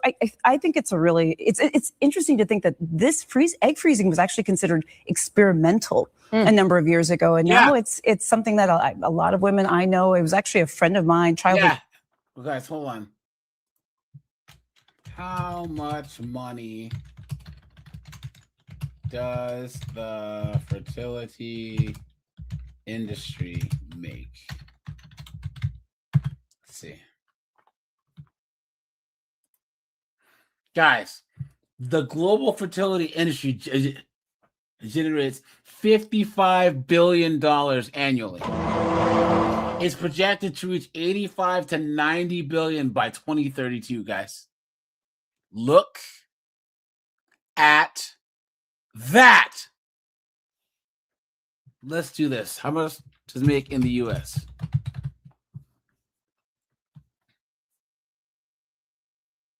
Guys, in the United States, the US fertility industry makes between 9 and 10.9 billion dollars, guys. By 2035, it'll be up to 21.3 billion dollars. Billion with a B. You guys don't think that there's an agenda to actually push all this crap? And these women fall for this hook, line, and sinker because they're a bunch of dunderheads. Guys, hit the like button, guys. Hit the subscribe button, guys. Guys, make sure you are sub, guys. I am trying to hit 32,000 subs here pretty soon. You know, that would be nice. Let's check the likes. We're at 82 likes, guys. Let's try to hit 100 likes. Tuner says he has plenty of room in his freezer. Here we go. Friend who told me she had frozen her eggs, and that really changed the way I thought about it. It helped me so much hearing that someone else had done it. It's one of the reasons why I appreciate AOC talking about it, because it's an option for many women. It can be expensive. I was going to say, isn't it pretty costly? And I know that there are certain times, there's like a time frame when it's best to do this. Right. And your doctor will tell you when, again, oftentimes experts will say in the 30s, but it's probably going to be different for everyone. It's expensive. It's not cheap. It's something I had to save up for. It's something that I think I had a little bit of insurance coverage for. There are more insurance companies and employers that may be covering some aspects of this, but not necessarily. And then where you go, private practice versus university, et cetera, can determine the costs as well. So with everything you want to... Are there any adults out there who came from frozen eggs? Yeah, sure. Just like I'm sorry, this is going to sound brash, but all right, you got food, you freeze it, you thaw it. It tastes a little different. So, how does the egg age? I want to see a 25-year-old who came from a frozen egg. I just want to see what's going on with them. How was the development? You know, I don't know. Don't worry about it. Oh, and guys, here, let's do the advice portion here, guys. Let's do this. Of course, we have to. Let's do this. Let's give some advice.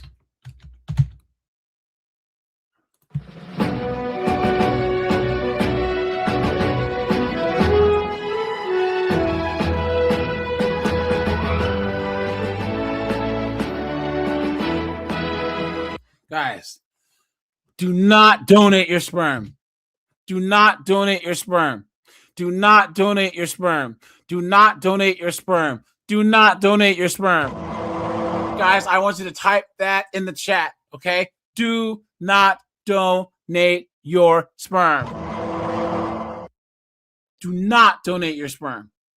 I don't care what anyone says. I don't care how high the friggin' price that they'll give you for it is. I don't care if these chicks try and come to you on Facebook and say that they can do a contract. Guys, do not donate your sperm.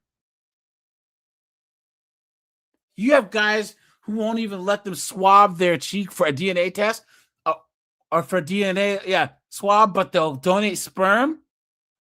Why would you do such a stupid thing? Why? Why? Guys, there are cases of some lesbians, right? Going and getting donor sperm, getting pregnant, and then going back and suing the dad for child support.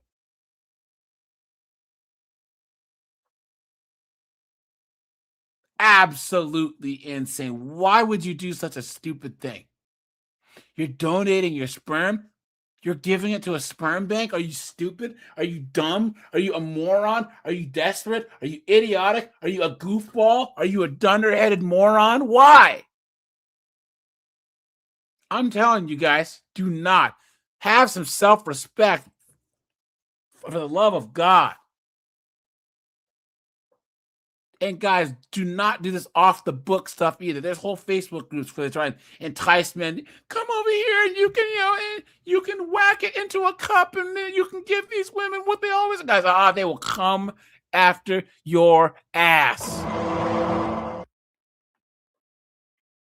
Happens all the time. All the time. What a joke. Oh, it'll be no strings attached. She just wants to have a baby, and then you're never gonna see us again. Please. The lie detector determined that was a lie. Come on. What a joke. What a joke. Guys, if you want kids, there's anything, if you ask yourself, do I want kids? Anything other than a hard no is a yes. A maybe is a yes. Oh, maybe one day, a yes. Okay? But guys, I recommend, guys, we need to have a passport bros thing for having, marrying chicks overseas to have kids with. You know what I'm saying?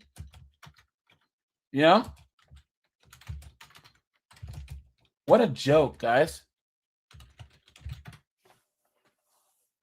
Come on, man.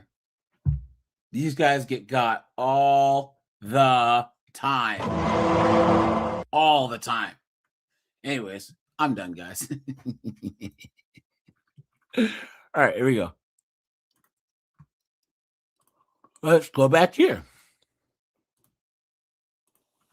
Here we go.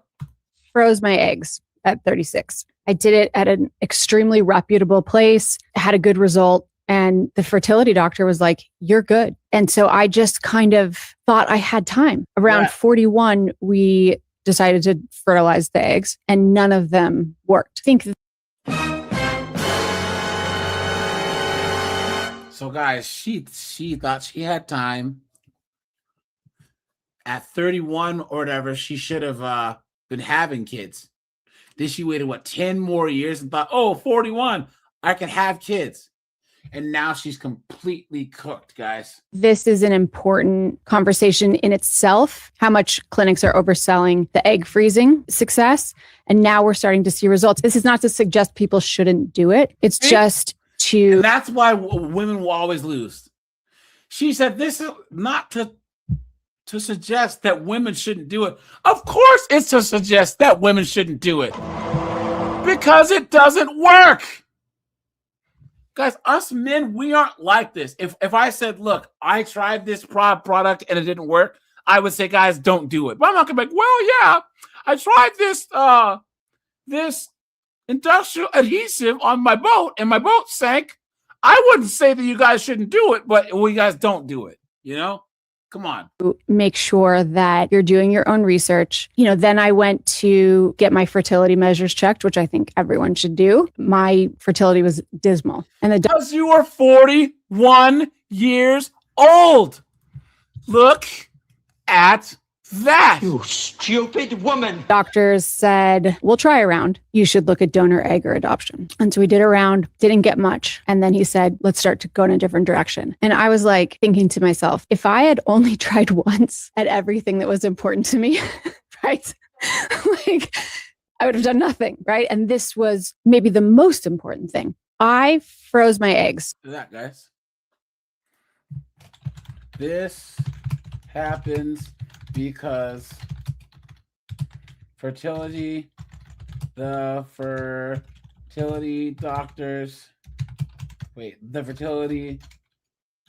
industry and big pharma want to sell a dream and make billions off of women who are dumb enough to think that they can beat Father Time. I don't feel bad for any of these women. If you look outside the West, women are still having kids in their 20s and not having this problem.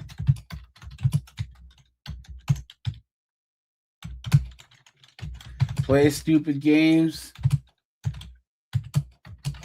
and you win stupid prizes. Laughing face post.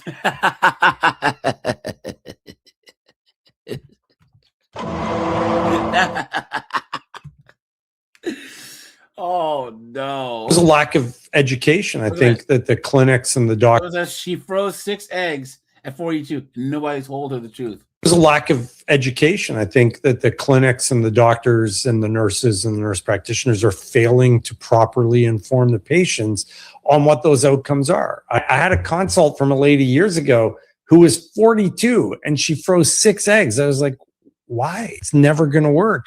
She's like, well, they told me that was my best chance. I was like, well, yeah, but did they tell you what that chance was? And she said, no. And I said, like, you had virtually no chance. You needed basically about 7 times the number of eggs to achieve just one pregnancy. And she couldn't believe it. And of course, those eggs didn't work. And then she was scuppered. So not a great outcome. There's a lack of education. Guys. And guys, once again, men think about probability and women think about possibility. That's the problem. It's possible. It's possible. Please. Cooked. You guys, I don't feel bad for them. I don't feel bad for them because they wasted their time. This is the same concept that we see thinners of these chicks that are in their 40s and 50s and still think that they're going to get a rich guy to come marry them. They think that they're young forever. Guys, put a 1 if you agree that we live with the most youth-obsessed group of dunder-headed chicks there are. the most youth obsessed chicks that there are. What a joke. They think that's going to be young forever. I think that the clinics and the let's see. Here we go. I have this whole idea in my head that I would be married and already have 2 children by a certain age. I told myself I would have all that by like 30. I'm 32, which is still young, and I'm single, not married, but definitely like financially stable, travel, got my life figured out.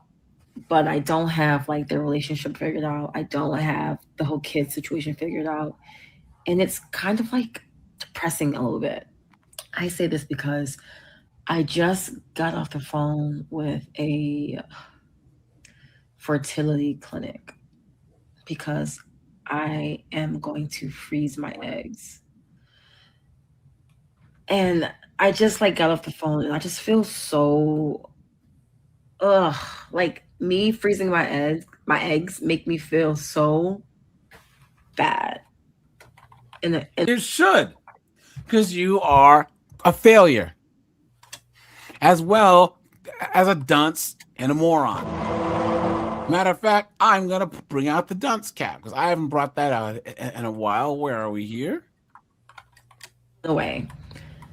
Because I don't want to not be able to have children when that time comes, but apparently the time has not been sooner than I would have liked, which would be 30, but I'm 32 now. So I guess what I'm trying to say is it's kind of sad for me that I have to now freeze my eggs. Good. Because I don't have a partner to have children with. I'm not married. And I'm literally freezing my eggs. Like I feel like a failure in that department. Or maybe not. I don't know. I don't know. I'm just rambling and I just felt like, why not share with you guys? I don't know. I hope this video finds my people. I hope this video finds... Shut up. All they do is yammer and yammer and yammer. Just blah, blah, blah, blah, blah. You guys here, check this out. You guys want to see the future here? Look at this. In a minute. Let's get into this. Back in May, we had our 3rd egg retrieval. We had our 3rd egg retrieval. 3rd egg retrieval in a year. Had great numbers, just like the previous couple of times. 16 retrieved, 12 mature, 12 fertilized. Then we wait the week. How many made it to blast? Unfortunately, unlike the other previous times, we didn't have any make it to that stage. Look at that, guys. We didn't Cooked. have any that we can send off for genetic testing. And Cooked. essentially, Josh and I's journey to having a child's over. No, your journey is over. If that Josh guy had any goddamn sense, he would divorce her. Matt, what do you think, man? Right? Guys, Oh, yeah, I divorce her, yes. Yeah, yep. And guys, I know that people think that that's a horrible thing and things that I don't. Because Matt, her husband's expected to just give up on his wants and needs. Give up on his natural need to want to have children. All because he married some barren broad. You know what I'm saying? Mm-hmm. Come on, man. Guys, you deserve to have your own kids if you want kids. You deserve to have your own biological kids with your wife. You deserve to be able to do what billions of men have done throughout history and what some friggin' dude working at a friggin' aluminum plant in Transylvania can do. Why is it Ivan in Belarus can find Svetlana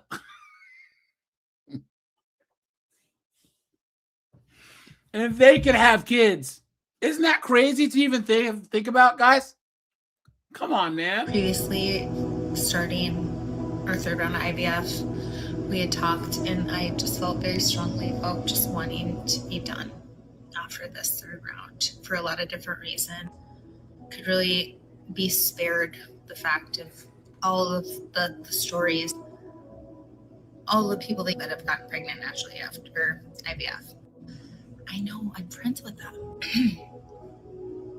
But we were shocked to get this news. It wasn't anything we expected at this point.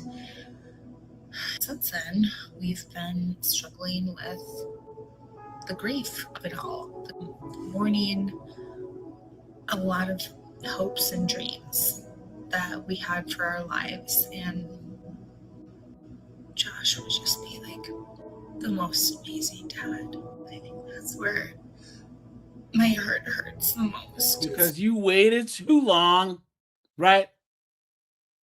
You chose to try and beat the clock, you moron. He would be such an incredible dad. And like, I had to make the call to tell him that was not in the cards for us. For us? And that was the hardest phone call I've ever had to make. To relay that news. We're grieving, picturing like bringing our baby home for the first time and like having them meet our dogs and bringing them to the nursery, having them meet their cousins and their grandparents. There's just a lot of dreams and hopes that aren't gonna happen. And this is where we've needed some time to process. Look at this. 3 rounds of IVF, no baby, still choosing joy.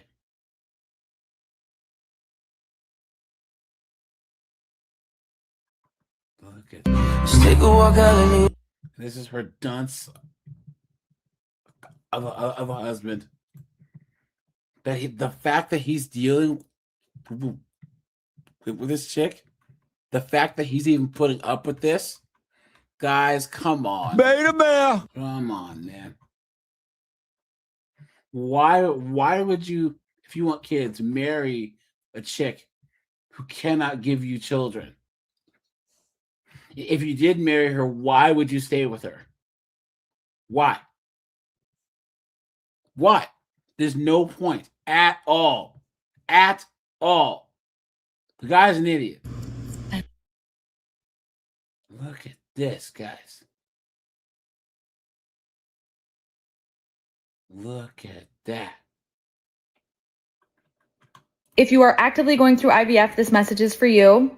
I am a year and a half out of stopping all treatments after a 4.5 year journey through 3 rounds of IVF, 4.5 years and 3 rounds, guys. Look at that. miscarriages, blah, blah, blah. If someone had told me during my treatments that I was not going to get a baby at the end, I would have absolutely thought then that was the worst case scenario. I am living my worst case scenario, and I promise you it's not worst case scenario. I see a lot of encouragement online about keep going, keep trying, you know, oh, my story is 12 years of infertility and finally I got the baby at the end.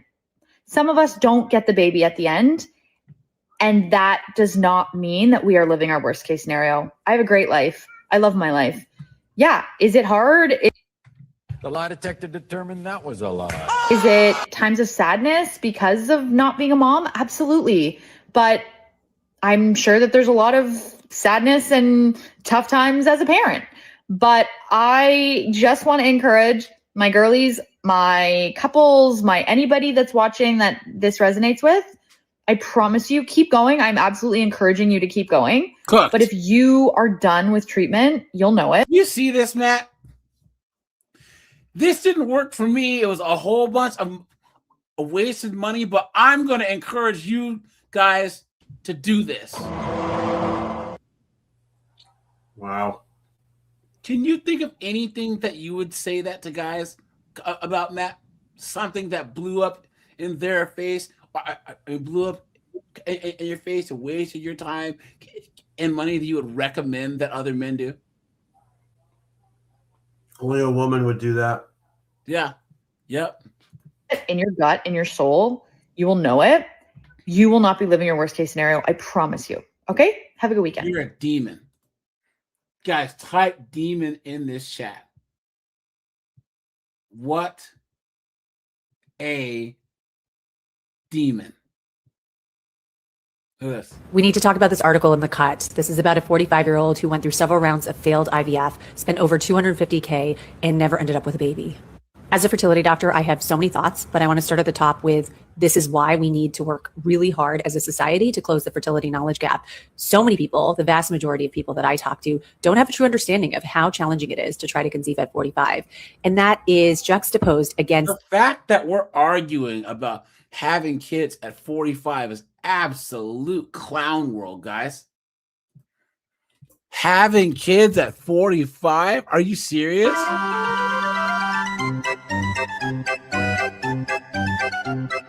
Come on. this overinflated belief in what science, what IVF and technology can overcome. While it's true that IVF has gotten much more successful over the years, it still depends on your biology. You still need ovaries that can respond to stimulation and produce mature eggs at retrieval. And while ovarian reserve often declines markedly by the time we get to our mid-40s, I've absolutely had 45-year-old patients who have better than average or better than expected ovarian reserve.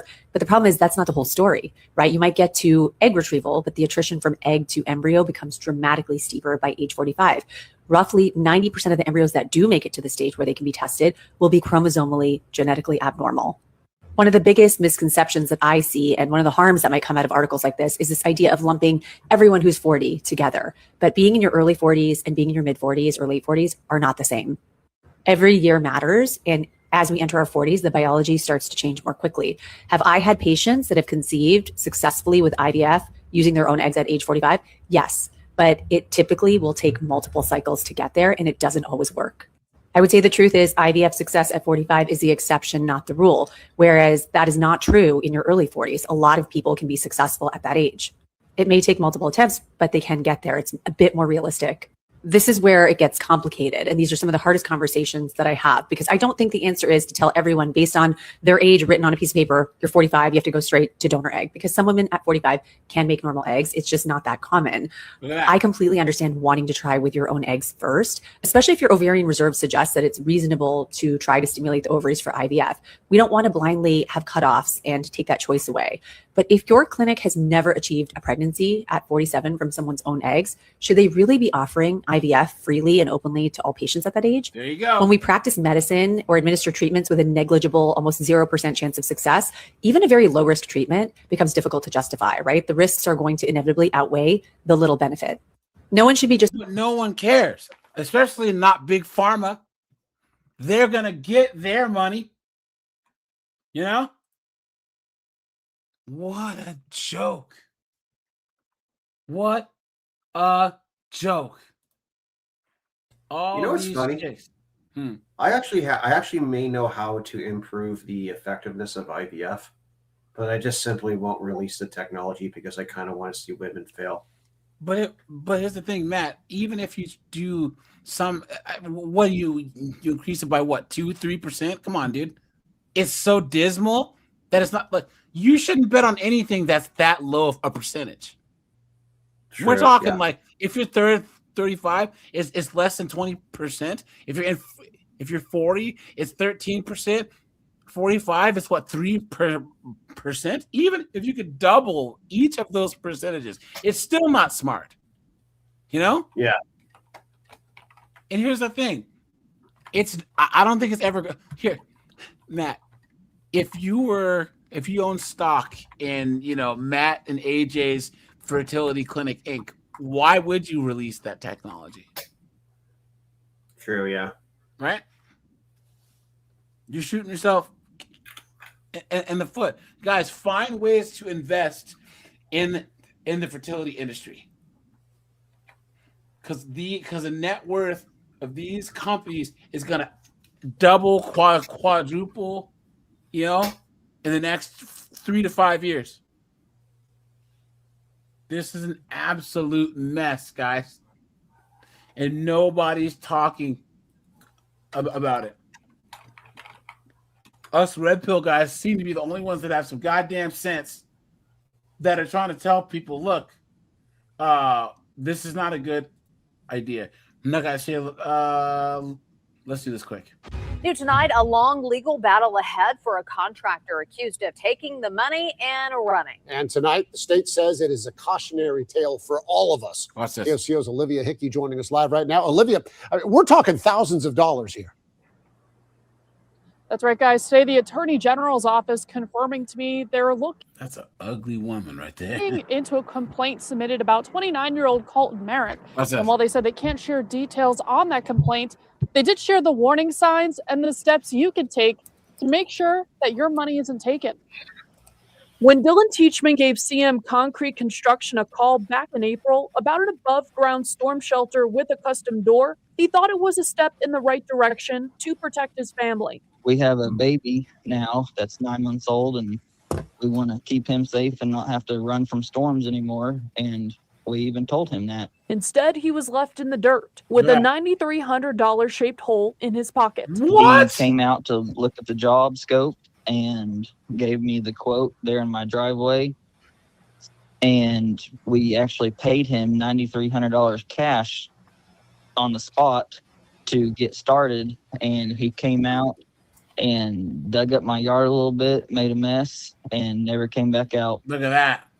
Tried contacting him, came up with an excuse about why he wasn't coming. So Teachman took matters into his own hands, and it was all caught on camera. After not showing up for a few weeks, I called him again, and he answered, and I told him that I wanted to add some concrete to our back patio, and of course he fell for it and came on a Thursday evening. Look at that, guys.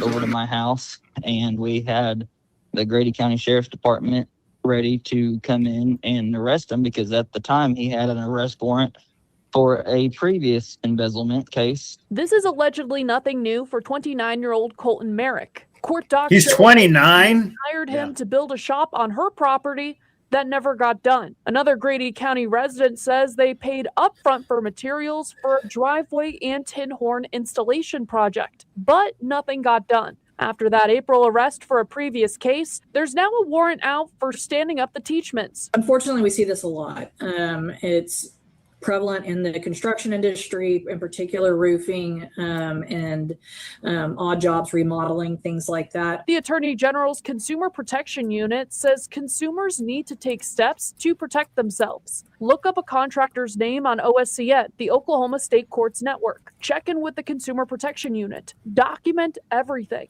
And question mark. Isn't it sad? Snowboard that like that you do good business with idiots like this, make it hard for guys like you.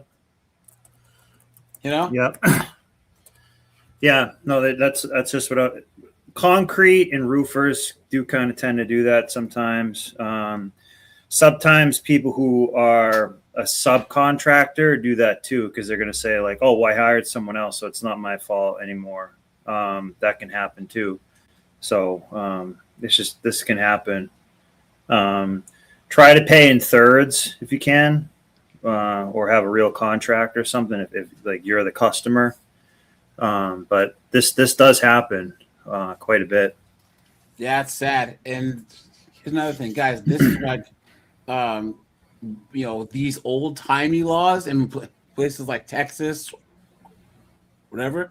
A verbal contract was a legally binding contract, or you have to shake on it, because then you have a witness said they shook on it, and you can either take them to court, or if you took out the old Colt and shot the son of a bitch, it was justified. Well, we did shake on it. Yeah. Large upfront payments. I hate thieves. I hate them. I can't stand people who steal other people's stuff because they're too lazy to work for money to buy their own. You really want. Well, be careful too if it's like a house flipper. Sometimes they may not pay you. Yeah. House flippers will do that a lot because they just want to like be in and out, and they're very like aloof all the time. Like, oh, I can't make it. I'm not in town. Someone else will pay you and stuff like that. So always try to be face to face with the person you do business with, like, instead of just doing it, over the phone, or like I've had to do that over the phone where you just call them and they kind of tell me where the tree is or whatever, but try to at least speak to them But ideally, you know, face to face is ideal. Do you guys see this? Look at this. Look at this. So look, she didn't want to pay.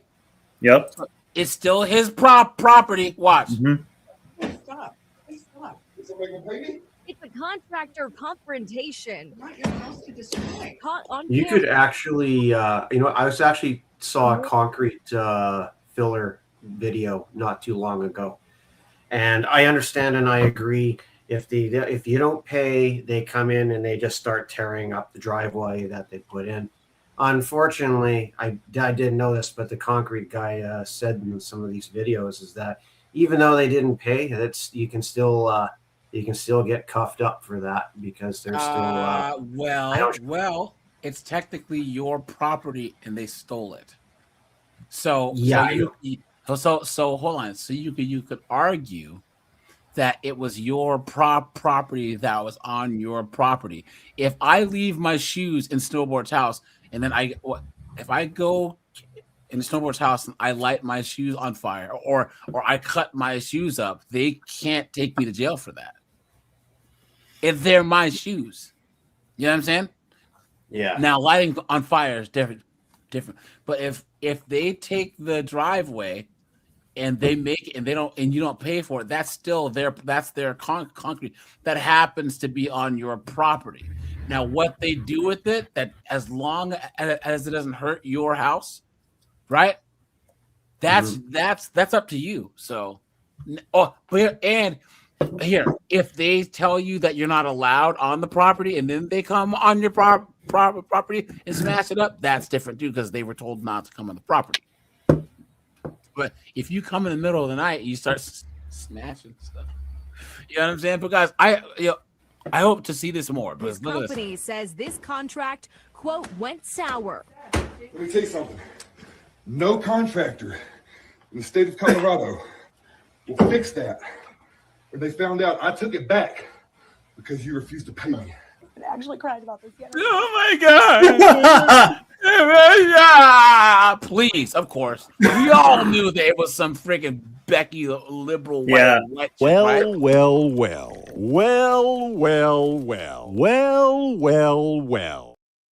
Cyrus, what's up, dude? Hey. How's it going? Amber Truckee says she Oh, hired man. Dream Home Remodels of Colorado for some renovation work inside her home in Colorado Springs. All that work now on the floor. I just kind of shake my head because I'm like, I don't have the words for what happened in this room. Did Look at that, playing the victim. At all with them? Invoices? Truckee showed us invoices saying she paid more than $3,000 of a $7,500 bill. She says she was waiting So she didn't pay it the all whole off until she could make sure she was happy with the work. For the $3,300 I've already paid, I have now nothing. The company claims she signed a contract. They refused to give us any paperwork, saying they would not share private information. They released this statement saying, in part, communication broke down and resulted in our company repossessing a tile shower. It has never happened before and they is took the not shower, something too. that is made regular practice. On Saturday, Becky was at work when two workers showed up. Her neighbor started recording. I entered in and I tried to reason with them a little bit. Look at that, guys. She wouldn't pay. He said.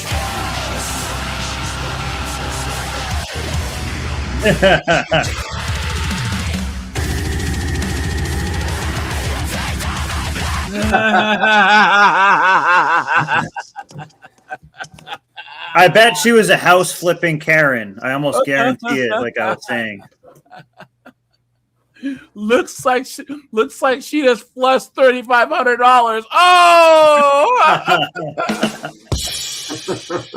Stop! Hammer time! Oh! She's gonna have to take a bath with that payment. She's really turning on the waterworks now. She was too entiled to want to pay. Oh no, dude, look at that.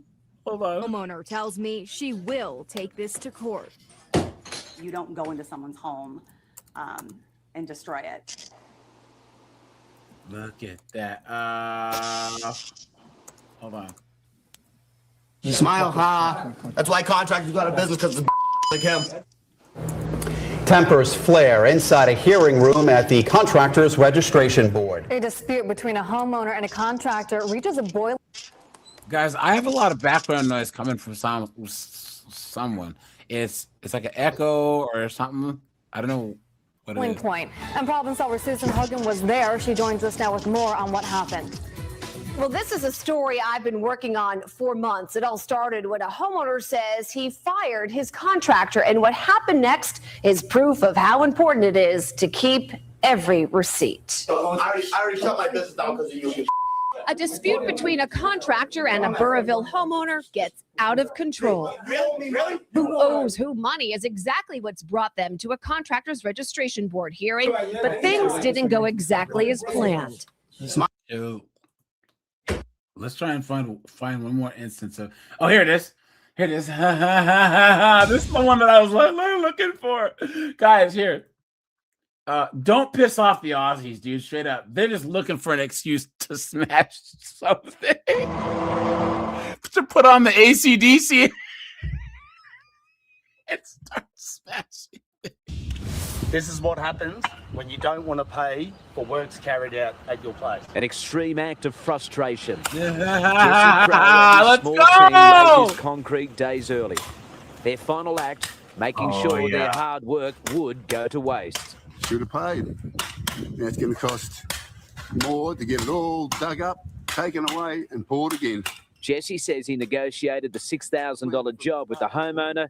She paid $2,500, but wouldn't budge on the final amount after a dispute over the cost of rubbish removal. You're in the trade for a long time, and you're doing the right thing by people, and they don't want to pay at the end of the day. So what do you got to do?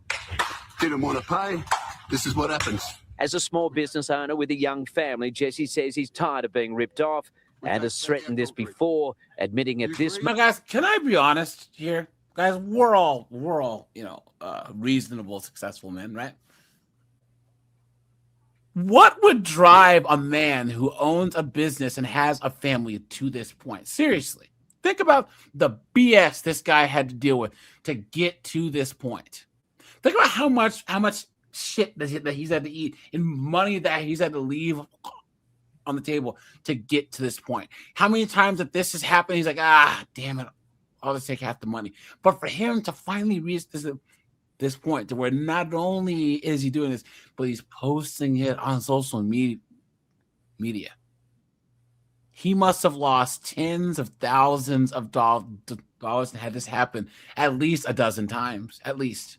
You know what I mean? Men just don't do this for no reason, you know? He also lost other jobs that he could have been doing during that time too. Yes. So he paid his guys like for nothing. So it's actually like losing in three ways, actually. Yep. moment, he'd had a gutful. I don't like destroying something that I've just built. Like, I take pride in my work, and I love concrete and I love doing it. The homeowner says she was threatened after complaining about the quality of the job. You're paying now. Yeah, because this is just an expert on concrete. Yeah, okay. Please. You've been took. You've been hoodwinked, bamboozled, led astray, run amok. Come on. Yeah. Bird and Ernie headed 304.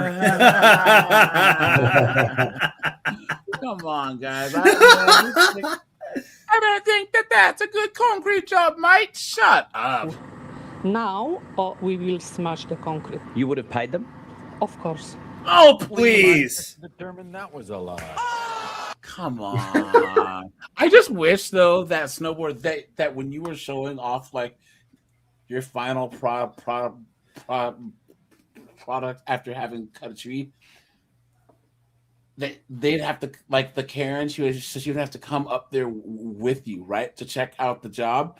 And if she didn't pay, you have like a switch so you can go, I'll pull this. Yeah, you'll fall if you don't pay me. either you Venmo me or you PayPal me the money, or I click this little thing and down you go. Yeah, I usually sometimes look for like a a small tree that I could lay across their driveway after I left that won't damage a lot, and it'd be like, well, now you're not going to get to work or anything till you pay it or something like that. I almost had to do that once. I've had to do it when a guy wasn't really going to pay me like what I wanted, so I like just dropped all the trees and like left a mess in his yard. I was like, well, you only wanted to pay hourly, so I'm all done. So I just like left it a huge mess for him. Certain people you won't want to do business with again, so you kind of have to have a gut feeling beforehand, because what she tried to do was say like, oh, well, this worked. She tried to say the trash removal was so much.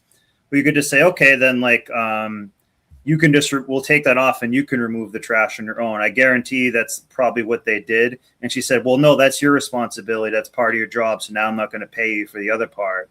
So she was trying to like hold them hostage a little bit. She probably didn't think that they would do that. So it takes a lot to be pushed to want to do that, because it also makes you can't put your sign up there, and it makes it look like you blew your top and like sabotage the job too, because people will spin it. People will spin that around. Keep talking. I'll be right back, guys. Sure. Yeah.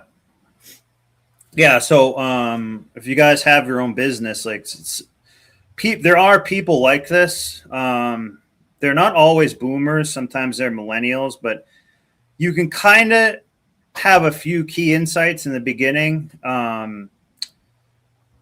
There's a couple things. Number one, if you if they say, oh, well, while you're here, can you just do this one other thing? And you just start doing that like for free. You can maybe do one like small thing, see what it is. Always say always look at it. But if they start asking for one thing for free, it'll snowball and snowball and snowball, and you're doing like 10 other things for free. And when you go to charge them for that, they're gonna be like, oh, what's that for? So women will always ask, oh, while you're here, can you just do this? They always try to get one other thing for free, even if you just agreed on a price for everything. Like, and I want this other thing too. They always try to do that. So it's very difficult. And sometimes if you get too aggressive with them, or you say like, no, I'm not doing that, and hold your ground, you can kind of lose the whole job. But sometimes it's kind of someone you didn't want to work with anyway. So if they're going to be like a Karen up front, you kind of need to like look at that and paint a picture in their mind of like what it's realistically going to be like. So if you're doing like a driveway or something like, I don't know, building something, say like, well, it is going to be kind of messy and chaotic at parts of it. So it may not be cleaned up perfectly at the end of each day, but that's because like we're coming back tomorrow, and it just kind of makes more sense to leave it as it is rather than like tidy it up too much. So, I like word of mouth personally better. But you kind of have to use a gut feeling in the beginning to see kind of what they're going to be like.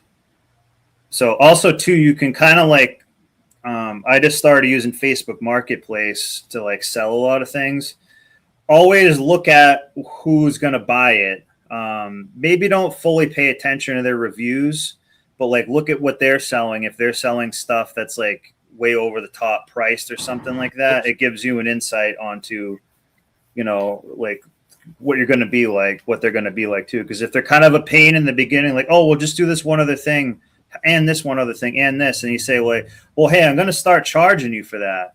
That's what they always do. Oh, well, you're up in the tree. Why don't you go way to the other side and get one other piece? It's like that takes me a lot more time, and it's like, have I ever told you that guys? So right when I graduated from high school, I was a cable guy, right?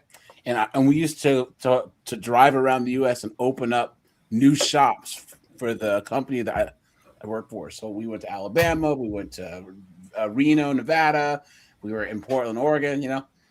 Like branding. Kind of the branding part. Well, we would open up. So like, let's just say that the company that I work for, they would make an office like an actual shop that they would hire guys to. You know what I'm saying? So we would go there. They would build the office, and then we were always the first like 5 guys to start doing jobs in the area while they found local guys. Yeah. That makes sense. So, I stopped doing that and then just started doing regular routes in Seattle. And I was in Belltown at this really nice apartment. No, wait, it was in the suburbs. I think it's like Mount Lake Terrace. Either way, it was a nice neighborhood and this nice house. It was huge. And this chick comes in and she's like, "Oh, the house is here." And I had this trainee with me, and he was a total dunce, right? He wasn't the sharpest knife in the drawer, right? So we're you're hooking up everything and putting the digital cable box in and replacing some of the wiring because it was old. And these 3 delivery guys come in with this like, you know what a hutch is, where it's got like the drawers and it's got the thing. Yeah. They're like, and it's clearly heavy and it's made out expensive. You can just tell, because everything else in the house is expensive. And they're like, "Ma'am, where do you want us to put this?" She said, "Oh, put it by the door. The cable guys then will here, help." then there, yeah. No. She said the cable guys will help me move it to where I want it to go. And I look at my trainee and I'm like, "We are not touching that fucking thing. Do you understand me?" When I was walking by it, dude, that was like a $15,000 piece of furniture. Yeah.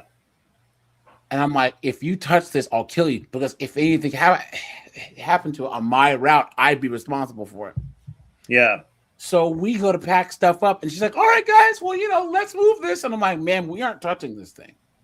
Yeah, nice. "What do you mean you're not?" I said, "Ma'am, if this gets scratched or dented or cracked, you're gonna sue me. I would never do that." I said, "Oh, yeah, right. I said, "Ma'am, I'm gonna call your manager and your foreman. I'm gonna call because you guys are supposed to have customers." Like, how is me moving this heavy cedar, oak, whatever? Are you crazy? With no dolly, no, I'm not moving nothing. I said, "Call him and see how that goes." So we get back to the shop, and I had to talk to my boss. I'm like, "Look, you're going to get a call from this loudmouth broad who's going to say that we didn't do our job." He's like, "Yeah, but what did you guys not do?" I said, "She had a $15,000 oak, Lebanese oak hutch thing that she wanted us to move upstairs." He goes, "Oh." I was like, "I'm not doing that." And she called. She called and like,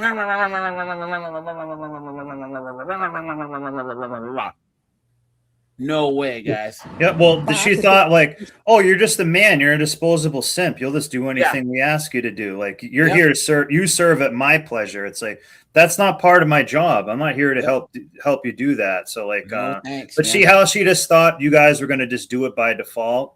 Yeah, probably for free too. Like, wouldn't even give like $20 or something. That's a thing where the women will always say, "Well, and just do this one other thing. Oh, while you're here, why don't I just make a honey-do list for stuff for you to do?" They love doing that. They'll always try to do that. Makes no sense. To finish the job. Well, as you can see, once the concrete has set, certainly has the herp they do intend to repair it themselves. The incident happened late last year, but was posted online just days ago, dividing opinions, while both sides remain firm. They did what they wanted, not what I wanted. I just want to get paid. A bitter battle with no winners. Steve Hart, 7 years. Let's go. City boys, stand up, dude. Now, guys, let's watch some broad get pepper sprayed, shall we? Because, guys, that'll just top off this perfect evening of seeing the Seattle mayor get a recall charge against her, seeing AOC admitting she's cooked and freezing her eggs, right? And, guys, now let's watch a B-dub get pepper sprayed, shall we? But anything else on the egg freezing thing, guys, before we switch gears here? The only thing they can say is IVF'd up. Oh!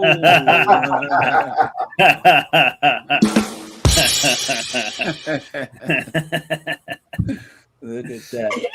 On May 16th. Oh, sorry, guys. Let's do this. That's the sound of the police. It was fair game. Resisting, that's not nothing. Jesus. On May 16th, officers in Florida responded to a residence after receiving It's an urgent always 911 call Florida. reporting an assault. A woman contacted police after seeing her friend repeatedly punched by her own roommate while on a video call. Here's what the officers did next.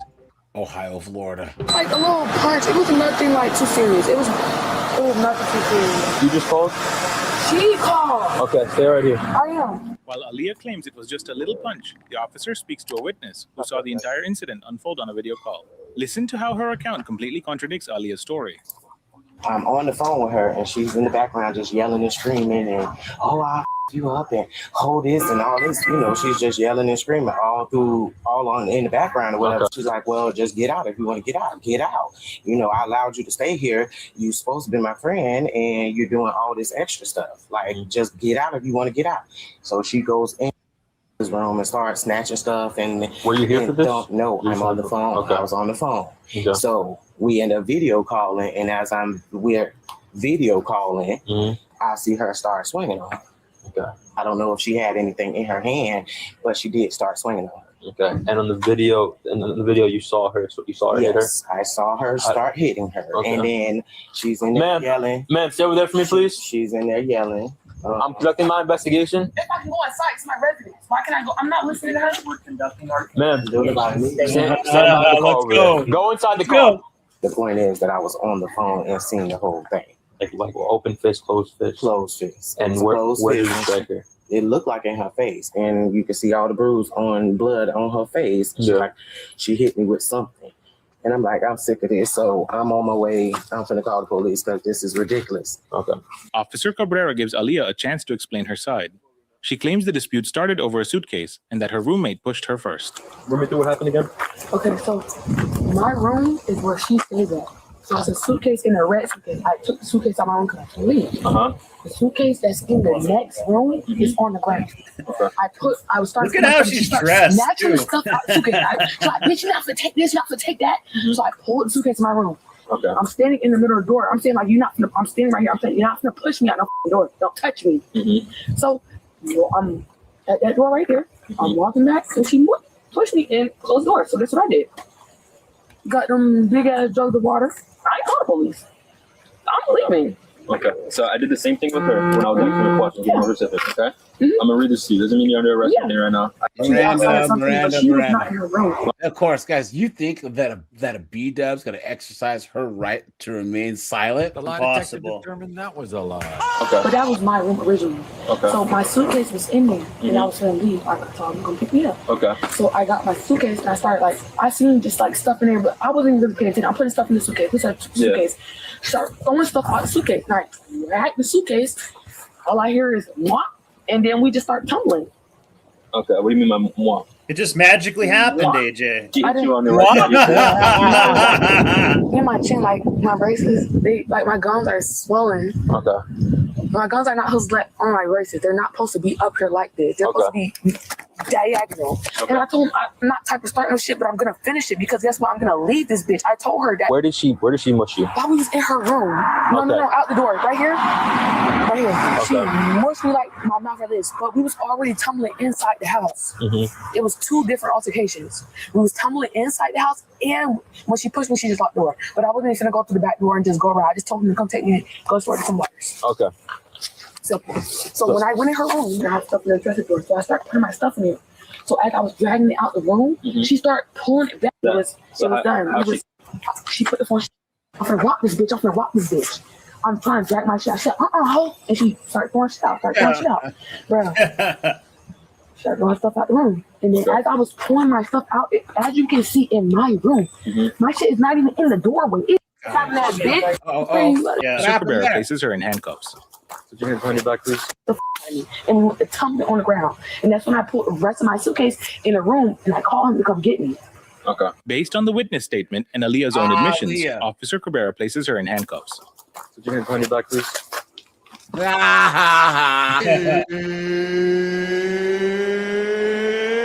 It's time! Dumbass. This was a by Felicia incident too, basically. You guys see how calm she is? This is not her her first rodeo. You know what I'm Yeah, saying? she's about to get mad and calculated. Put your hands I'm gonna readjust it because you're being trying cool. to fix your cup, okay? Like I'm praying. I'm gonna readjust it for you. Oh, bitch, you got the worst shit coming. I ain't gonna lie. Just starts If threatening. y'all look at the report, her and Ivy did the same shit. Make it like Bitch, you're weird. make it frame. Right, you're weird as So you bitch. can send them in. I'm glad you made that mark. Bitch, you should have made another one. Bitch, you'll knock the shit out unconscious. Bitch. Where asshole? I didn't know that was stingy. Bro. Come on. Okay. Dumbass, crackhead ass, jigging, having ass, alcohol, parenting. Oh, I gotta clip that. that. Let's Yes, go. gotta clip that. Let's go. Hold on. Where's my Word file? Hold on. I gotta clip this. Hold on. Let me see. And I have a feeling there's gonna be more that comes to that. Chicken head having grape drink, drinking asshole. Hot sauce having 304. 24. Okay, there we go. Ass having ass, bitch. Where the asshole? So what I'm going for? Because she had the gas that she made, but what about the gas I had on my face?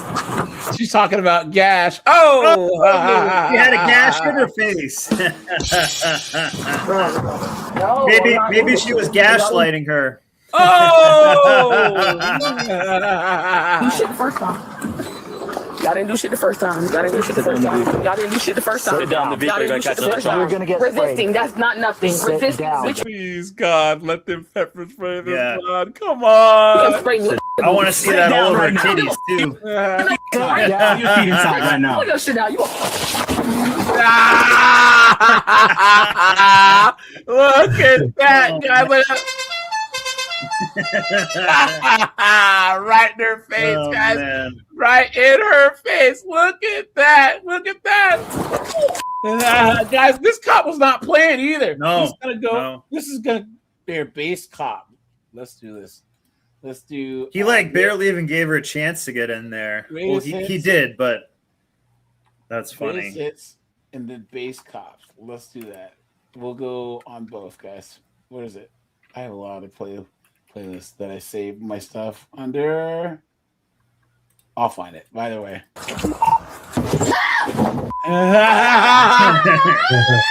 Not so tough now, are you? You dunce.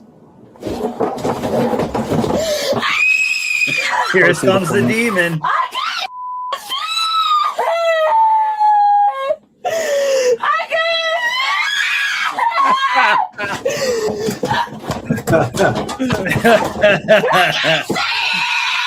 Rescue's coming. Do not break this window.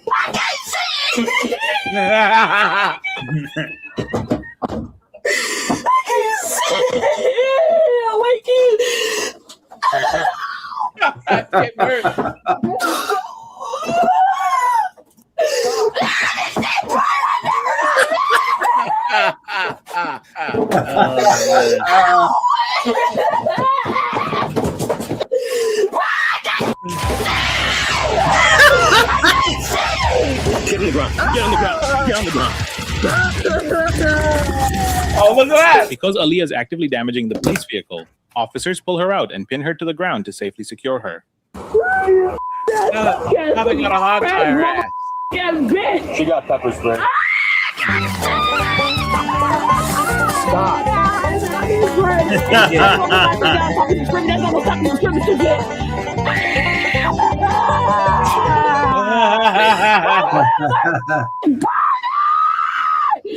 Oh my God, you gonna put my face in the dark?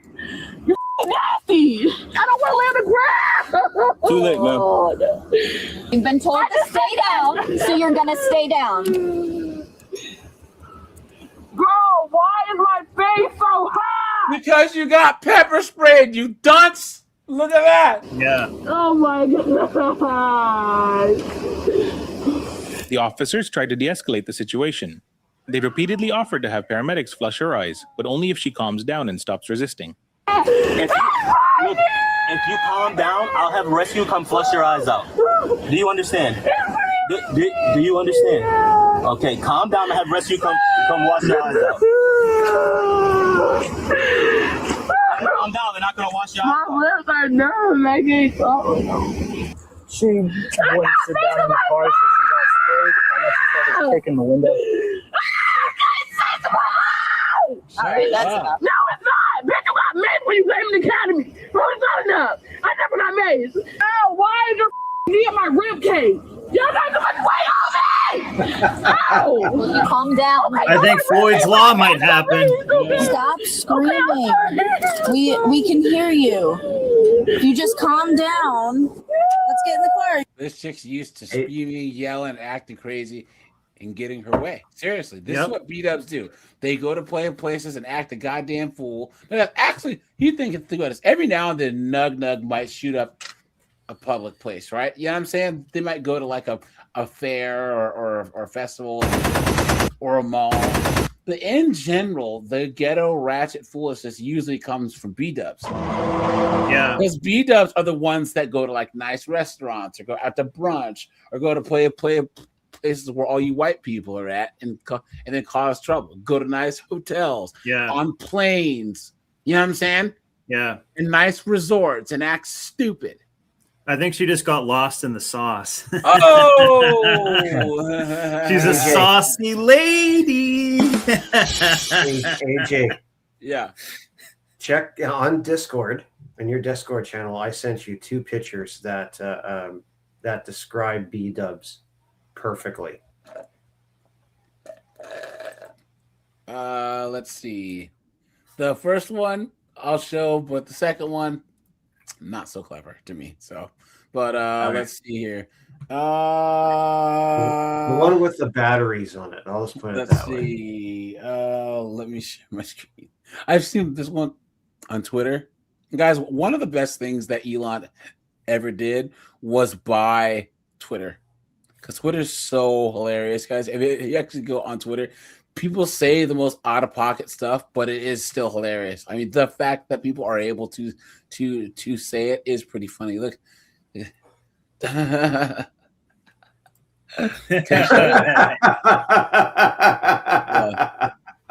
Let's see. Yeah, you guys saw it. All right, let's see. Hopefully. Let's see. There we go. All right. Ready?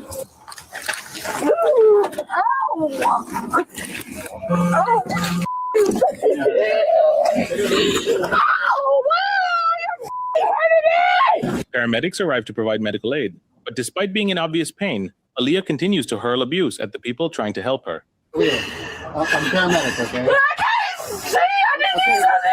Okay, because you got pepper spray. You need calm down so I can flush out your eyes, all right? No, I don't want to. It's water. It's water for your eyes. Aaliyah. Talk to her. It's not her first time doing that. Oh my God, this is burning my shit.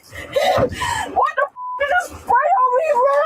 It's on fire, bro. Aaliyah, we gotta take your blood pressure. There's no way I'm like this. It's hot.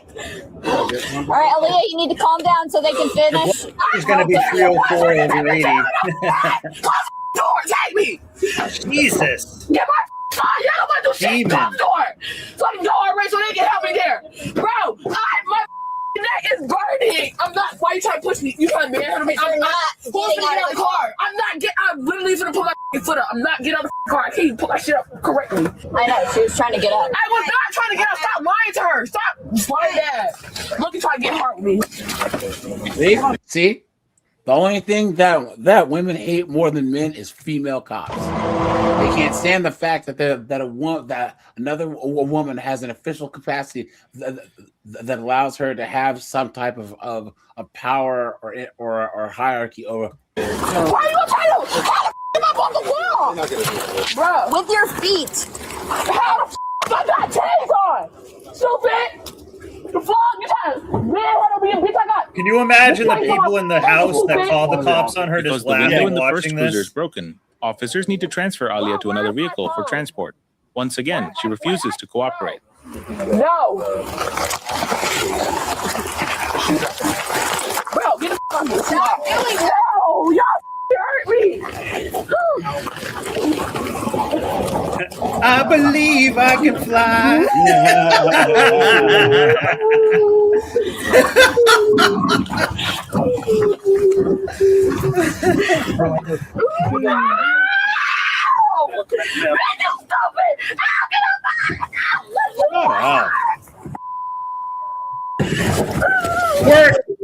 Twerk it.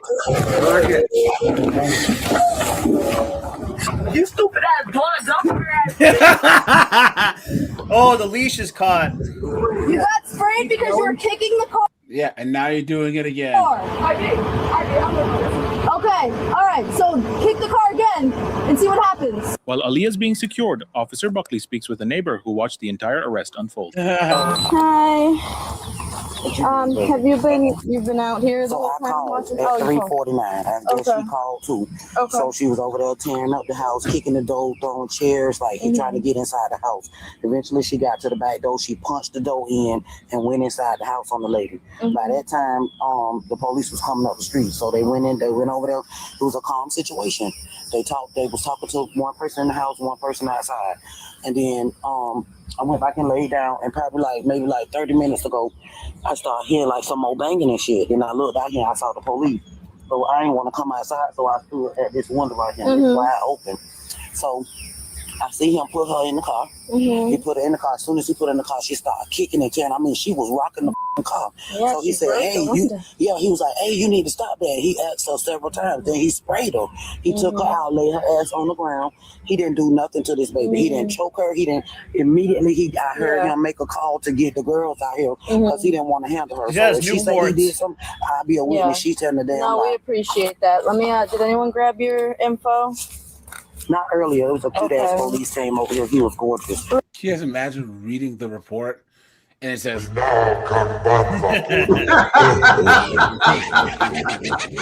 baby had blue eyes and he was fighting. I said, no one would have beat her ass. That dude, he got a lot of respect for women right there. I love that. Yeah, he's a good guy.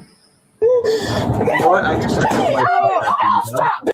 Say again? Think about it. I could wife up that wild animal, get my green card, and she'd be locked up. yeah, you just need to lock her up in the basement for a long period of time. Yeah. No. I mean, like when she beats the crap out of me, then we get her locked up by the police and then crying level to immigration. I need my green card. Okay, can we stop? Stop.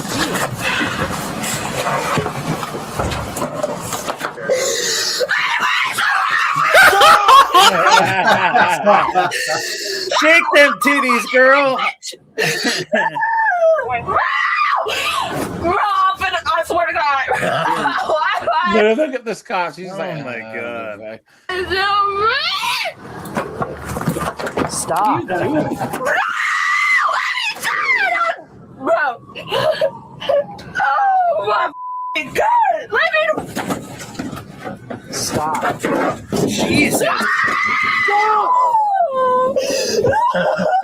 I bet I'll spray you again. Yeah. It is not this serious.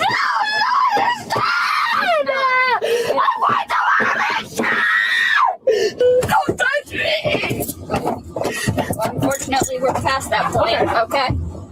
How much you want to bet, guys, that another man's gonna come and she's gonna Take her spot. Yeah, yep. Oh, yeah, pull it out. It's gonna come out.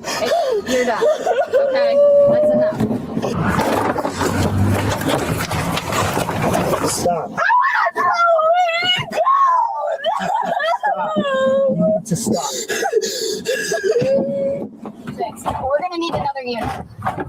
Yep, you're right, AJ.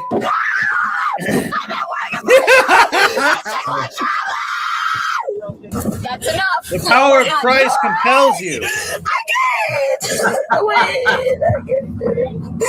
can't do this. Yes. Call my mama. Give me my. Get off of me. We're gonna shut the seatbelts out, and we're gonna. Yeah. Okay. Yeah.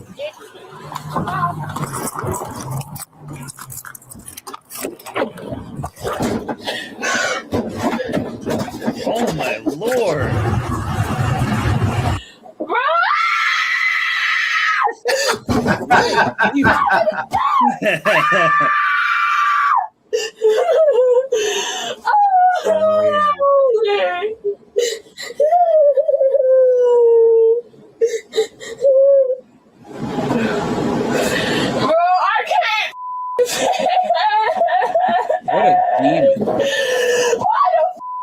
just been easier to cooperate, don't you think?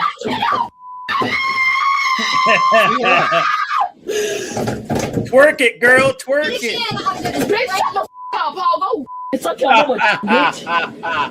Your mama's gonna swallow your ass. You gonna spray me off.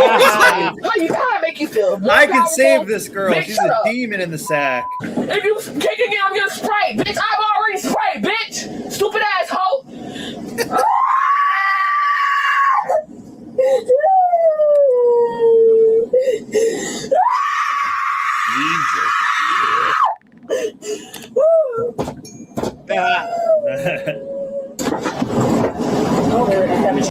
I know you're upset. I can't see it! We're gonna get you inside and clean you up, all right?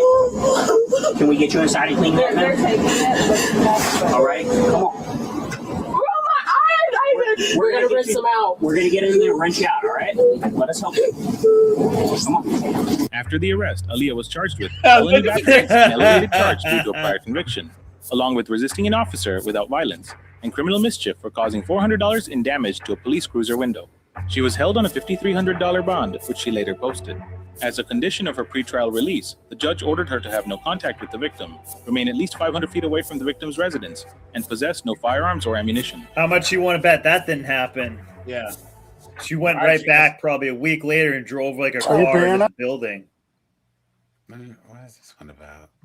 I probably wouldn't be drinking Oh, energy she slipped her drinks and cups. things if I had kidney problems and various other things.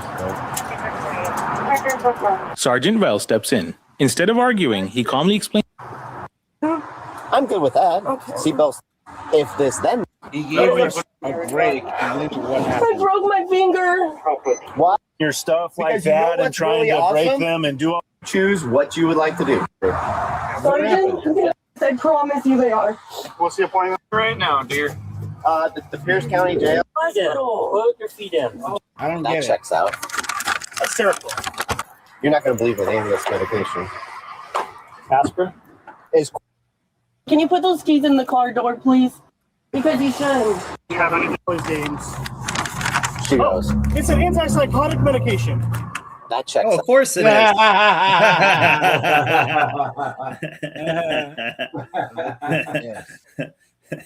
It looks like the bottle is full because she ain't taking it. Look at that. All right, so you guys, I'll shut this down. Guys, I think I'll be live a little bit early tomorrow because I got something to do in the evening. And yeah, guys, I think I'm gonna be live on my TCAP channel though. Probably late Friday night, guys, because there's a couple of things I want to go over. So that'll probably be about 10:30, maybe like 11 o'clock. But I'll let you guys know in Discord. That's on my other channel. And guys, follow me on TikTok, guys. I think I'm at like, how many people do I have here? 49. So I need one more person, guys. So follow me over here. We can try and host lives and cook people. So nice, you guys. I can host a live one time if you want to just use mine. give it a try. Yeah, because that would work. And then put some crazy prompt and let the wokey wokes come and try and cuss you out, and you can just mute them and kick them just like you. Yeah. All right, you guys, take it easy. I appreciate it. See ya. Bye, guys. Right.